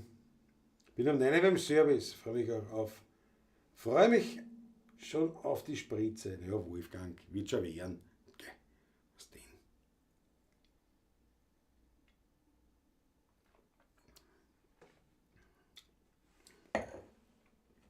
Auf jeden Fall, Wolfgang, danke nochmal fürs Weindal. Von der Familie Fuchs aus Datendorf. Schau, na gut, die Botellen machen wir la. Die Botellen machen wir la.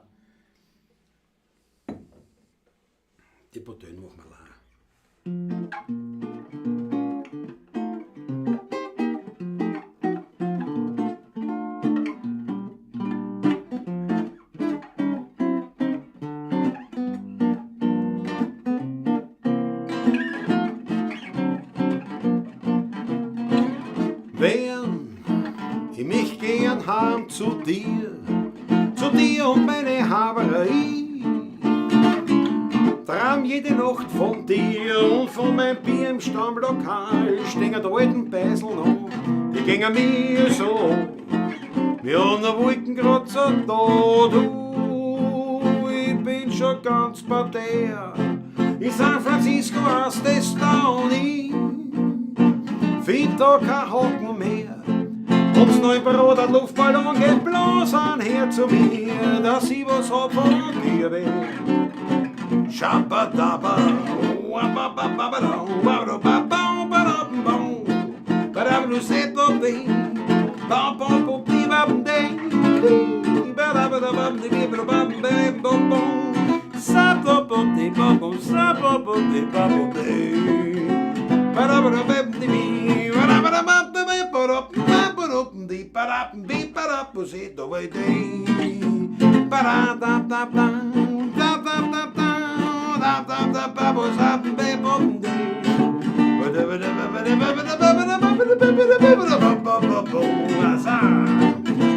Wege, du vergisst mich nicht. Ich hab dich geringt, hab dich verlassen, du. Da war ich jung und blöd, da haben die Steiner auf der Gassen im Busel alle an. Geht ich nur heim von da, schaut aber da Beppen, im Busel alle an. Geht ich nur heim von da weg. Franzi Greif. Jawohl.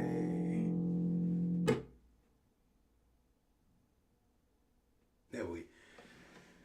Grisi sagt zum Wolfgang, wir sind alle bei dir, Mann. Natürlich nur gedanklich. Hilft da gar nichts, weiß ich eh. Aber ein bisschen sollte das spüren, wie wir an dich denken. Wie wir an dich denken, wir Schnagel kriegen, Schnagel stessen, das ist aber gar nicht praktisch, nicht? Beim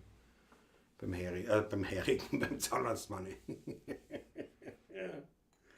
Aber ich finde es schon super, nicht? So diese Begrifflichkeit in Wien, der Zahnarzt, der Pappenschlosser, der Friseur, der Glotzentischler. Ja, das ist immer, der Wien hat immer einen Begriff parat. Also einstmals. Heute, wir kennen ja auch nur einen Bruchteil mehr.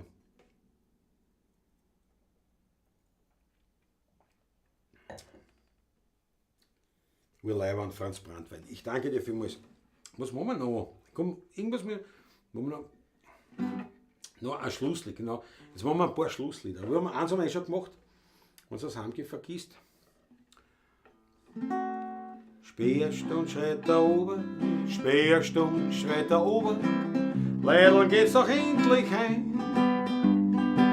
Mich stört nicht ein bisschen das Rasseln mit den Schließeln. Ich trinke jetzt noch ein Flascherl Wein. Erster Mann, der mich mal mit dem Ölekadel schäbert, wird's für mich Zeit, nach Haus zu gehen. Sowieso bin ich vom Wein schon ein bisschen deppert. Alles, was ich anschaue, tue ich doppelt sehen. Erster Mann, der mich mal mit dem Ölekadel schäbert, bin ich fürs Bett erst richtig schwer. Wenn eine Alte von der Zurm am Dachboden klettert, denk ich an Goethe, dreh mich um und her, nix mehr.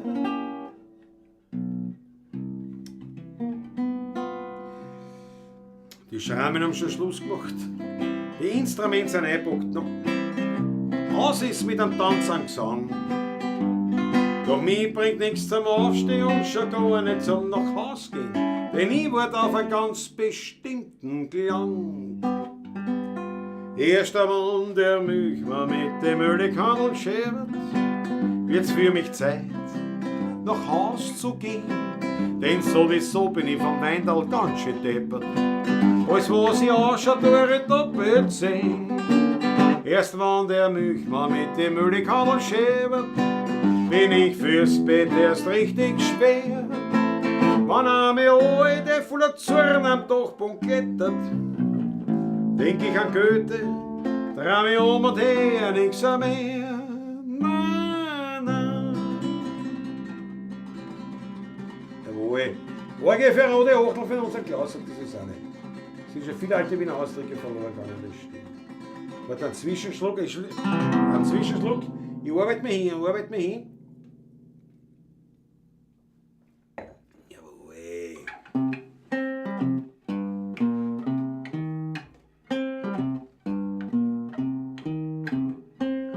Money.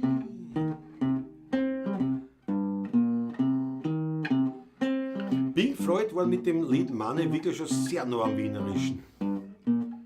Warum? Es ist ein 7/8-Takt. 1, 2, 3, 4, 5, 6, 7. 1, 2, 3, 4, 5, 6, 7. 1. Und mit 7 Achteln bist du schon verdammt noch am Liter.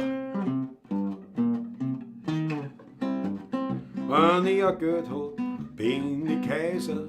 Da reis ich paarmals, wenn's sein muss heiser. Doch wenn ich stirb bin und nicht verdraht, dann sagen die Madeln alle, du bist heute fad. Wenn ich ein Geld hab, leben die Wirten, die größten Schnorrer und auch die Nierten. Aber wenn ich keins hab, bleib ich daheim, bei meinem Weiberl Traditan.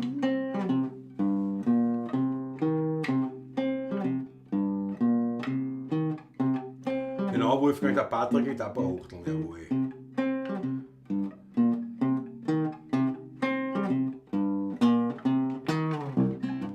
Ja, nur ein Geld ist das Schönste auf der Welt, wo man's auch nicht fressen kann. Umso leichter bringt man's an. Händel, Gansel und den Fisch müssen rennen über den Tisch. Ein Champagner noch dazu und dann dran bis in der Früh. Jawohl,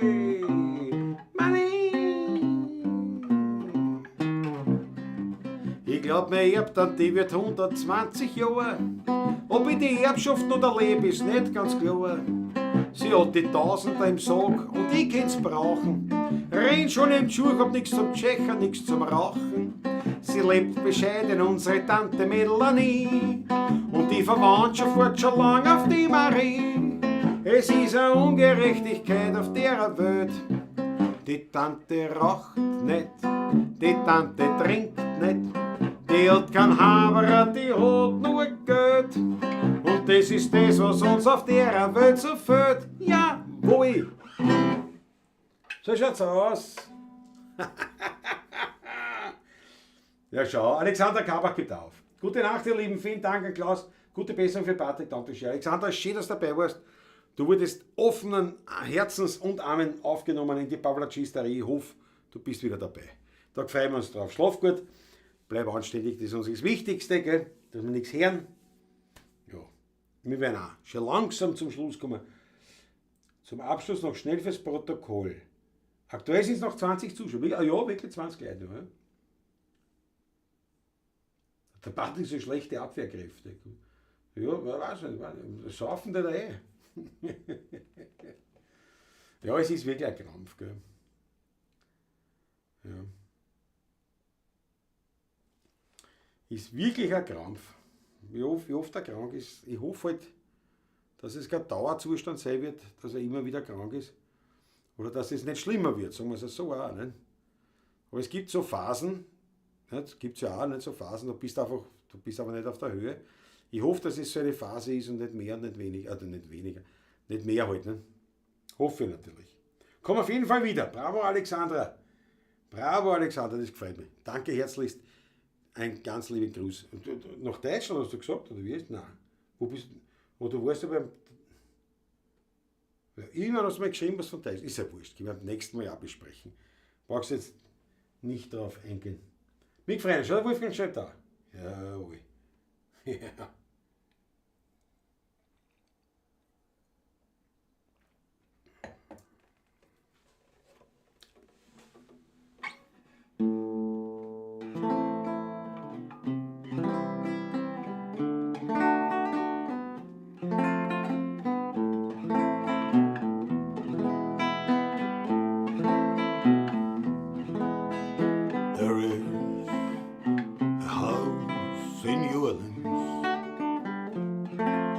They call the rising sun. It has been the ruin of many brothers and me. Oh God, I'm one.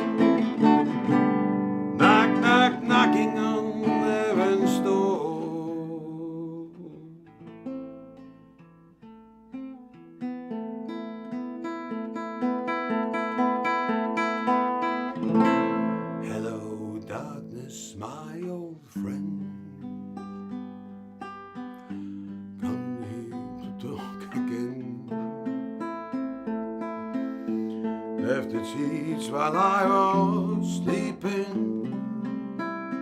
Left its sheets while I was creeping.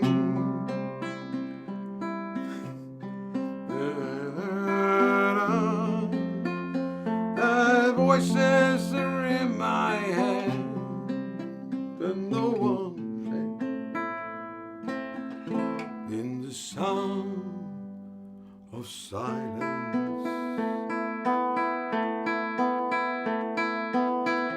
and in the naked light I saw 10,000 people, maybe more. People talking without sleeping or speaking. People without sleeping. People writing songs that voices never heard. And no one there. And in the sound of silence.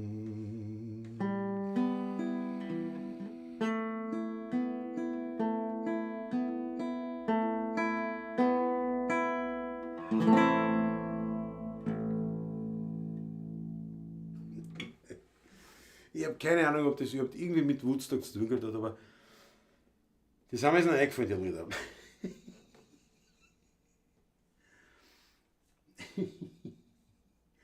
Ja, war jetzt ein bisschen Konstanz am Schwäbischen Meer.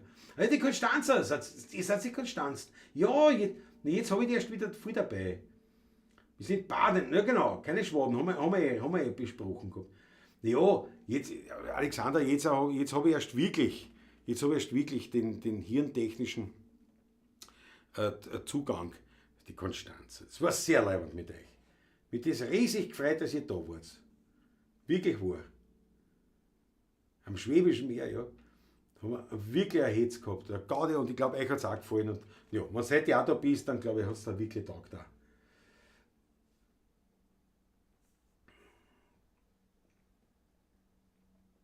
So. Die Ecke von Wien leider nicht. Was? Nein, nicht von Wien. Ja. Simon Garfunkel, die hat schon was können. Ja, Konstanz, gell? Haben wir gut beim Tauschler, Konstanz. Guns N' Roses, genialst. Ja. Weil das war eigentlich die Guns N' Roses waren.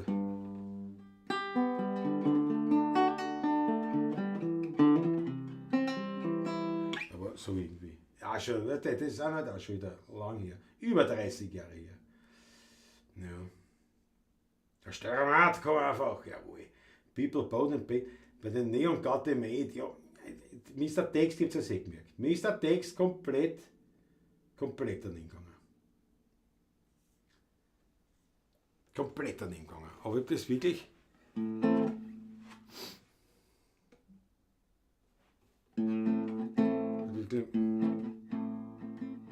Letzte Nacht, eine schwere Partie für mich. Ja gut, weiß ich nicht, wie das geht. The people bowed and prayed to the neon god they made.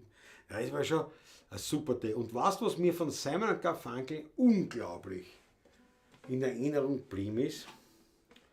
Immer damals, da war ich jung, ich weiß gar nicht, warum ich so eigentlich angefangen bin, aber ich glaube schon, weil ja in der Kindheit, also da habe ich dann Gitarre gelernt. Und irgendwie ist es am Anfang, man kommt halt, damals war es auch so, da kommst du natürlich zu Simon Garfunkel und da haben mir dann schon einige Sachen gefallen. Da habe ich viel gespielt von denen, ich kann aber gar nichts mehr auswendig. Aber da habe ich viel gespielt von denen. Und genau, so ist es gekommen, über die Gitarre eigentlich. Und dann war ich wirklich begeistert. Und da habe ich mir gekauft, diese CD, oder war es eine Doppel-CD oder eine normale CD, weiß ich nicht mehr. Simon Garfunkel live im Central Park. Und das war geil. Und da ist eine Nummer, die hat mich wirklich bis heute eigentlich, ja,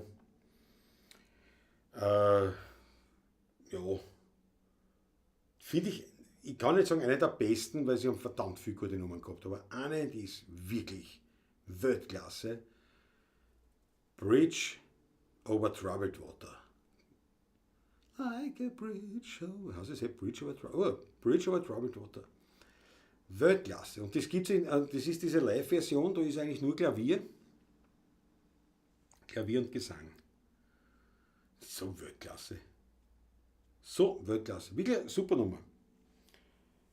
Klaus, ganz großes Kino, unfassbar leibend, bist eher Rocker. Thomas Bußmann, naja, Rocker. Das sind die letzten Erinnerungen noch an die Zeit. Stimmt, Klaus, das war die Guns N' Roses Intro, ja genau. Bridge over Troubled Water, ja genau. Grüße, Bridge over Troubled Water. Ja. Guns N' Roses war natürlich auch. Ich war einer, muss ich sagen, einer der ersten in meiner Schule, der ein Guns N' Roses T-Shirt hatte. Das hat damals was geheißen.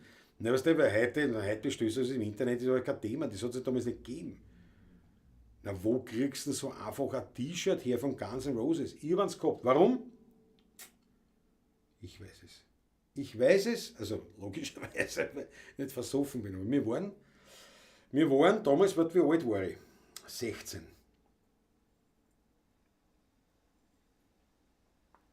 Kann schon 17 auch gewesen sein. 16 Jahre. Da waren wir, meine Eltern, waren wir in Israel. Haben wir den Silvester in Israel verbracht. Und ein paar Freunde gehabt dort und so weiter. Und da waren wir so ein paar Tage, also glaube ich eine Woche oder was, in Israel. Und Israel ist ja sehr nah vom Geschäftlichen damals gewesen. Heute wird es nicht anders sein, da wird es noch mehr sein. An Amerika. Nicht? Also das heißt, du hast da eigentlich viel schneller die ganzen Trendsachen gehabt als damals. Und das war sehr leibend, da hat es gegeben ich glaube, das ist echt lang her, ich glaube in Bethlehem, aber nicht in der Altstadt, sondern in der neuen Stadt, also der Stadt halt. Nicht? Und da hat es gegeben unglaublich leibende so Geschäfteln. Und da war zum Beispiel einer, der hat T-Shirts gemacht oder Leiberln mit so Airbrush. Und da habe ich mir gekauft damals, also meine Mama hat mir das gekauft, kein Geld gehabt noch, aber meine Mama hat mir das gekauft und zwar war das ein Leiberl, langärmeliges Leiberl, ein schwarzes und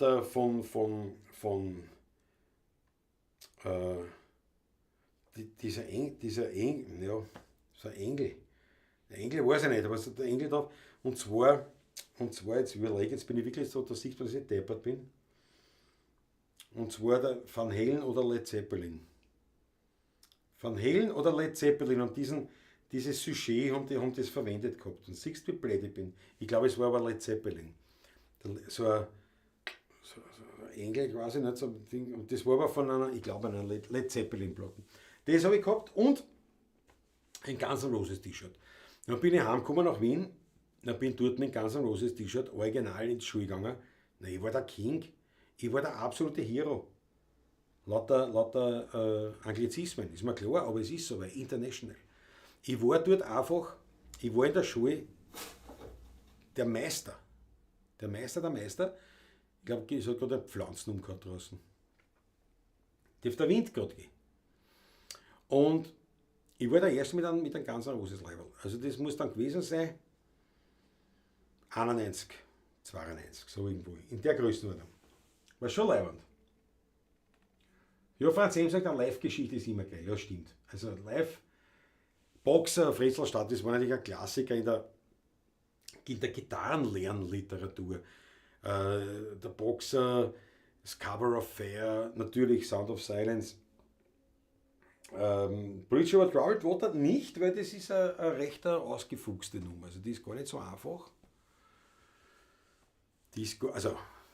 Es ist kein Anfängerlied, sagen wir mal so, und es ist dann, was es im Original los, das kann ja keiner da singen. Weil die haben ja schon sehr hoch gesungen. Vor allem der Art Garfunkel hat sehr hoch gesungen. Ja. Knocking Heaven's Door ist der Überhammer von denen. Ja, das war damals eben genau die Zeit und früher zum Beispiel, das haben wir immer gespielt, alle. Das haben wir ausgezuckt. Patience von Guns N' Roses. Das ist ein Wahnsinn. Diesen Song hat die Tirolerin Nadine Beiler in Die große Chance gesungen. Wirklich? Die Nadine hat das gesungen, da weiß ich gar nicht mehr. Aber gut, ja. kann es nicht wissen, weil ich es nicht gesehen eigentlich. 1990 hat der Guns N' Roses T-Shirt auf der Favoritenstraße in Army Shop gekauft. Jo, Franz Brandt, das kann sein, aber ich meine, als Schüler, als braver Schüler, unterkriegen. 1990 war noch zu früh. Ja. Aber das war, nein, das wird gewesen, 91, 92 in der Größenordnung. Und ich war der Erste in der Schule, das weiß ich auch noch. And you're weary, feeling small, when tears are in your eyes, I dry them all. Ja, das ist klasse. Na schau, die Krise, bin ich da nicht so deppert wie ich ausschaue. Sicher sei. David O'Heaven, Engel. Danke. Danke, Thomas Bussmann, genau. Ja, das war genau. Das war und das war mit Airbrush. Das war leibend, war jetzt auch nicht kein meine Mutter war es immer für so Sachen, war es immer gewesen. Und das musst du haben, das ist Weltklasse. Na, geh erst.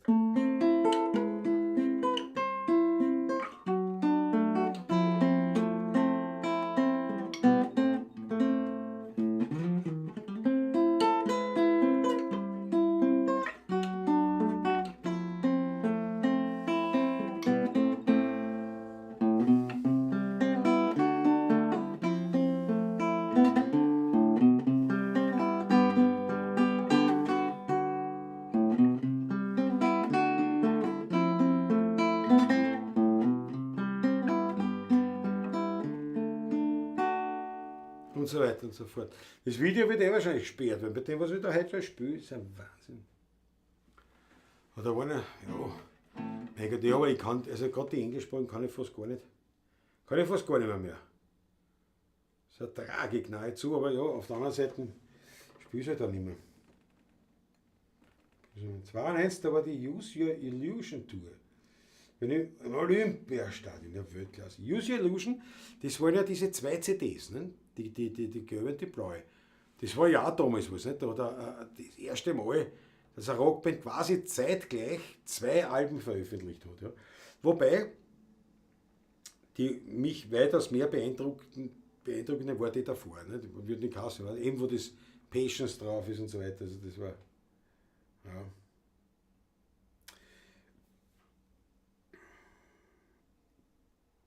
Ja, wirklich.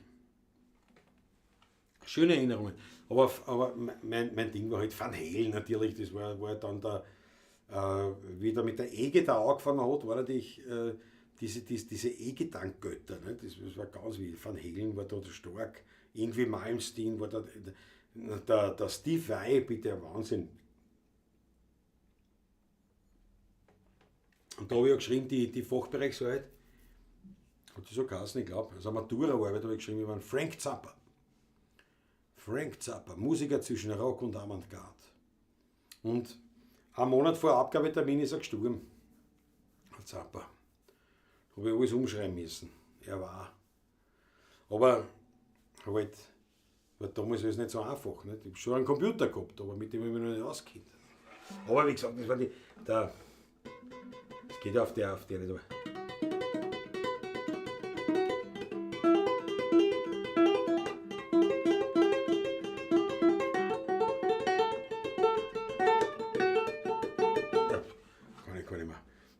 Da habe ich geübt. Eddie Van Halen, da habe ich was glaubst du. Das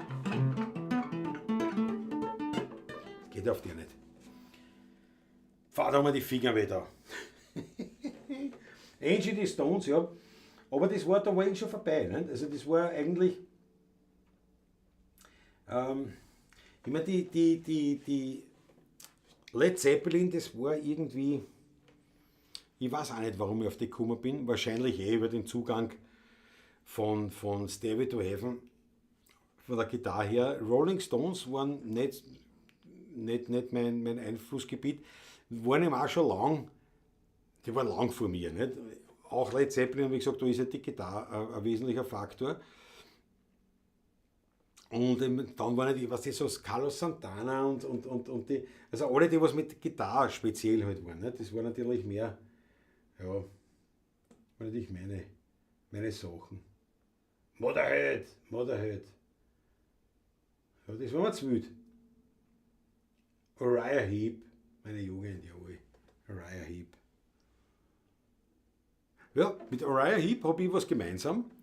Uriah Heep hat gespielt beim Festival, irgendwann einmal, beim Festival Picture On in Bildein im Burgenland, hat Uriah Heep gespielt und auch die 16er Buben. Also wir haben am gleichen Festival gespielt, muss man sagen. Muss man sagen. Zugegeben, wir waren an einem frühen Abend, haben wir gespielt.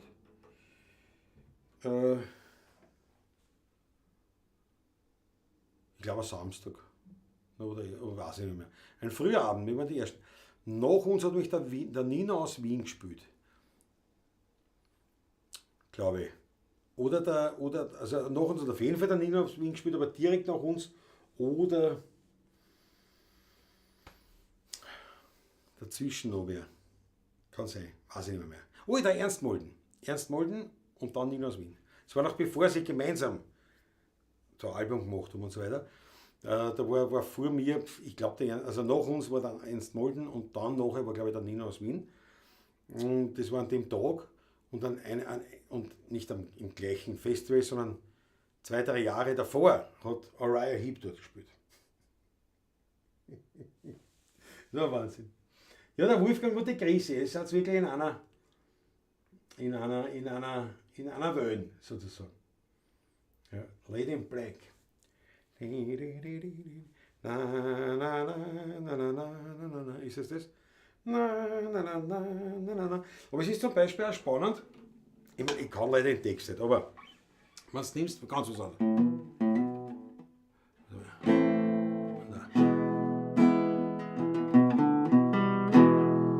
Was heute schon ist von Jimi Hendrix, ja?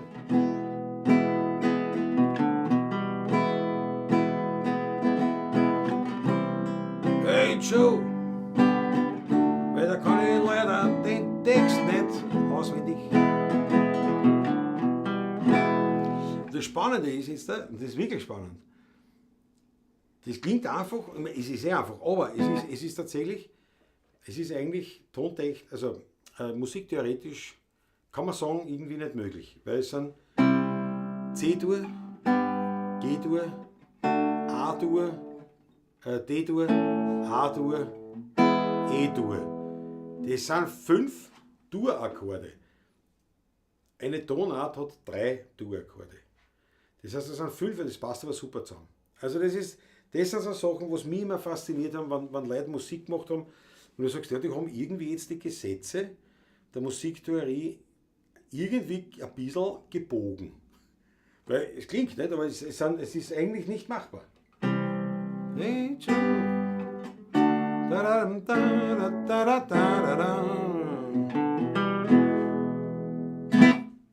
Wahnsinn. Ich weiß nicht, ob euch das so fasziniert wie mich, aber ich finde das wirklich, wirklich spannend. So.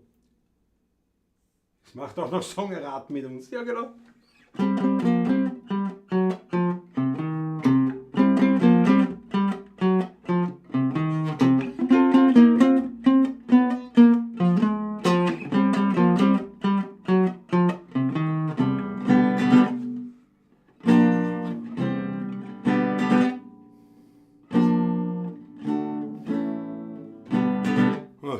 So irgendwie. Sunshine of Your Love. Oder, was könnte ich euch noch früher zaubern? Weil es eh schon wurscht ist. Wir hören nicht gleich auf, aber 12 ist gleich. Bravo.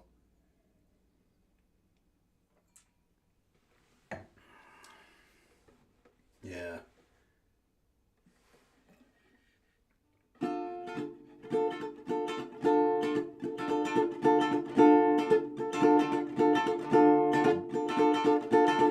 We don't need no education. We don't need no thought control.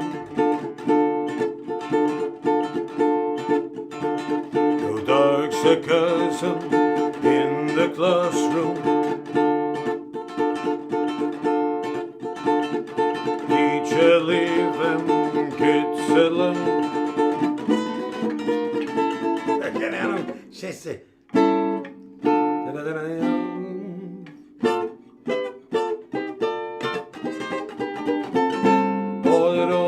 Just another brick in the wall.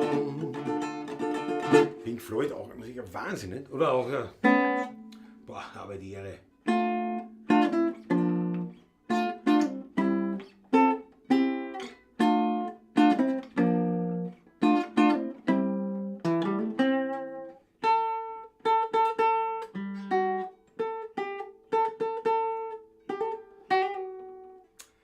Kann ich auch nicht mehr.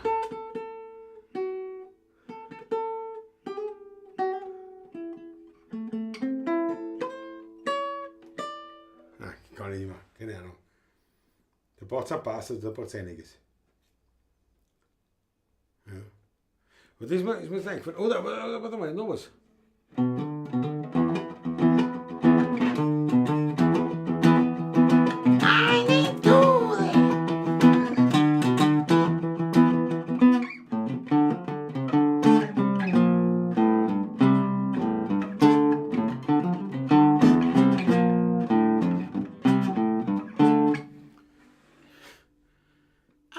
Der Sheriff, hab ich auch keine, kann ich auch nicht mehr.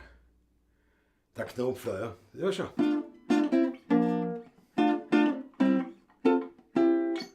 Das ist schon leider der Arrangement. Ja.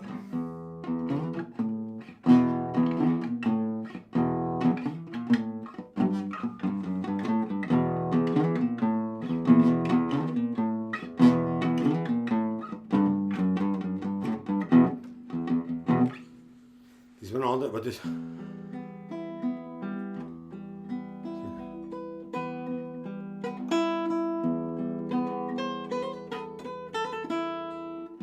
Oh, keine Ahnung.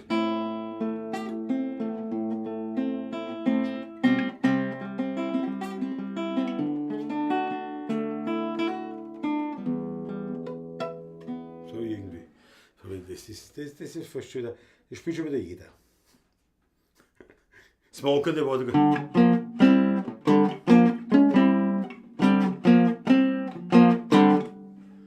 Das war natürlich auch. Aber ich habe keine Ahnung. Das sind jetzt Bruchteile, was ich jetzt aus mir raushole, die noch irgendwie in meinen Gehirnzellen dahin schlummern. Was auch früher da gespielt haben oder erklärt haben. Und das war halt das meiste wirklich einfach, das war für mich wirklich damals Gitarre lernen. Also das habe ich gar nicht einmal so als Musik gesehen, als Musik, die ich nachspiele, sondern das waren wirklich, da habe ich einfach Gitarre gelernt. Oder von den Red Hot Chili Peppers, ne, das würden das casten, das eine Lied. Sometimes I feel like I don't have a partner. Sometimes I feel like my only friend.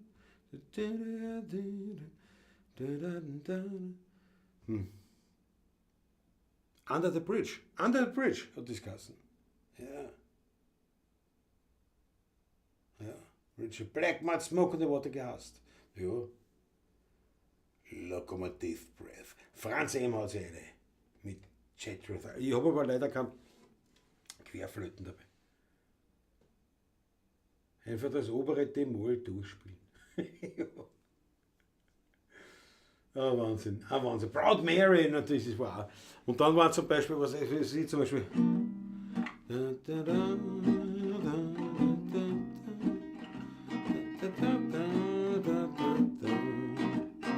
Adi, adi, adi, oh.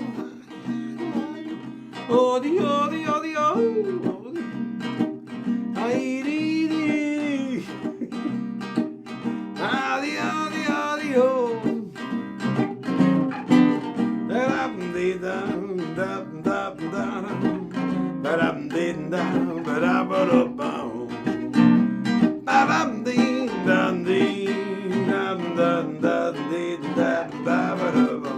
Und da merkt man, dass ich früher der Gitarrist war. Weil die Texte kann ich alle nicht. So ist der Sänger gesungen. Oder die Sänger. Mehr in Bands realisiert, aber nichts wirklich. Aber was soll man sagen?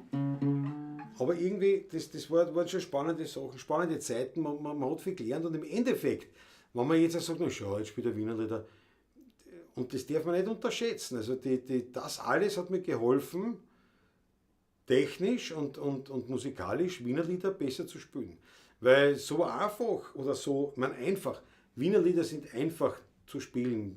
Es gibt jetzt schwerere und weniger schwer, das ist schon richtig, aber grundsätzlich einfach schwer. Aber so, dass das halt passt, da musst du halt dann schon ein bisschen eine Erfahrung haben mit Musik, sagen wir es auch so. Und das alles hat mich dazu gebracht oder hat dazu geführt, dass ich schlussendlich mit den Wiener Liedern eigentlich ganz gut vor. Für meine Verhältnisse. Ja. Da komme ich nicht raus, was? Da geht's auch, meine Herrschaften. Aber jetzt glaube ich, schau her, das letzte Schluckerl, jetzt ist es soweit. Ich danke euch vielmals, dass ihr mit mir durchgehalten habt. So lang, 11:30, ihr seid ein Wahnsinn. Wir wünschen dem Patrick nochmal das Beste und euch alles Liebe und wir sehen uns morgen um 9, also ein paar für euch. Um 9 sind wir gestellt, wie es ist gehört. Auf euch, danke vielmals, Prost. Und wenn sich einer denkt, pass auf, der hat sich der Burli wirklich zusammengerissen. Da hat er sich wirklich zusammengerissen und das ist mir wert, dass ich einmal ein Schmattes zukommen lasse. Dann seid so lieb. Haut was in den virtuellen Hut noch eine über PayPal oder über die Überweisung oder Superchat. Die Informationen findet ihr auch in der Videobeschreibung unten. Ich danke euch schön für einen Obolus, für ein Schmattes, für die Musik und jetzt verabschiede ich mich und ja, ich freue mich aufs nächste Mal, wenn wir uns sehen. Herr Wirt, ein Vorschlag. Ein letztes Viertel. Der Abend mit euch war wunderschön. Es hat mich gefreut. Aber für heute ist es das allerletzte Liedl. Weil jetzt wird's fürs Heimgehen langsam Zeit. Wir haben gesungen und viel gelacht, den Abend miteinander verbracht. Ja, es ist auch gewarnt worden bei manchen Lied. Wir haben was getrunken und haben was gegessen, den Alltag miteinander vergessen, doch sind wir ehrlich. Naja, schon langsam werden wir müde. Herr Wirt, ein Vorschlag. Ein letztes Viertel.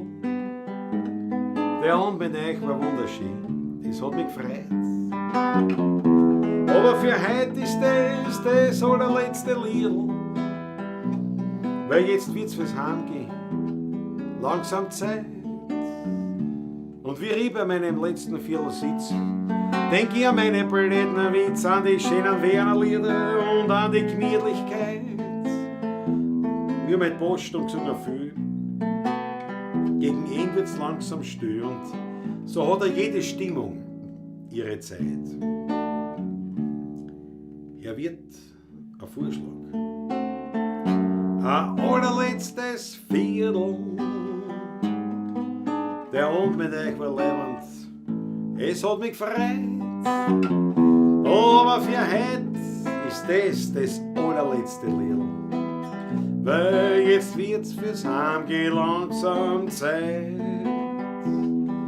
Jetzt wird's fürs Heimgehen langsam Zeit. Jawohl. Schlaft's gut, träumt süß und wir sehen uns bald wieder. Danke vielmals. Pfiat euch, Baba.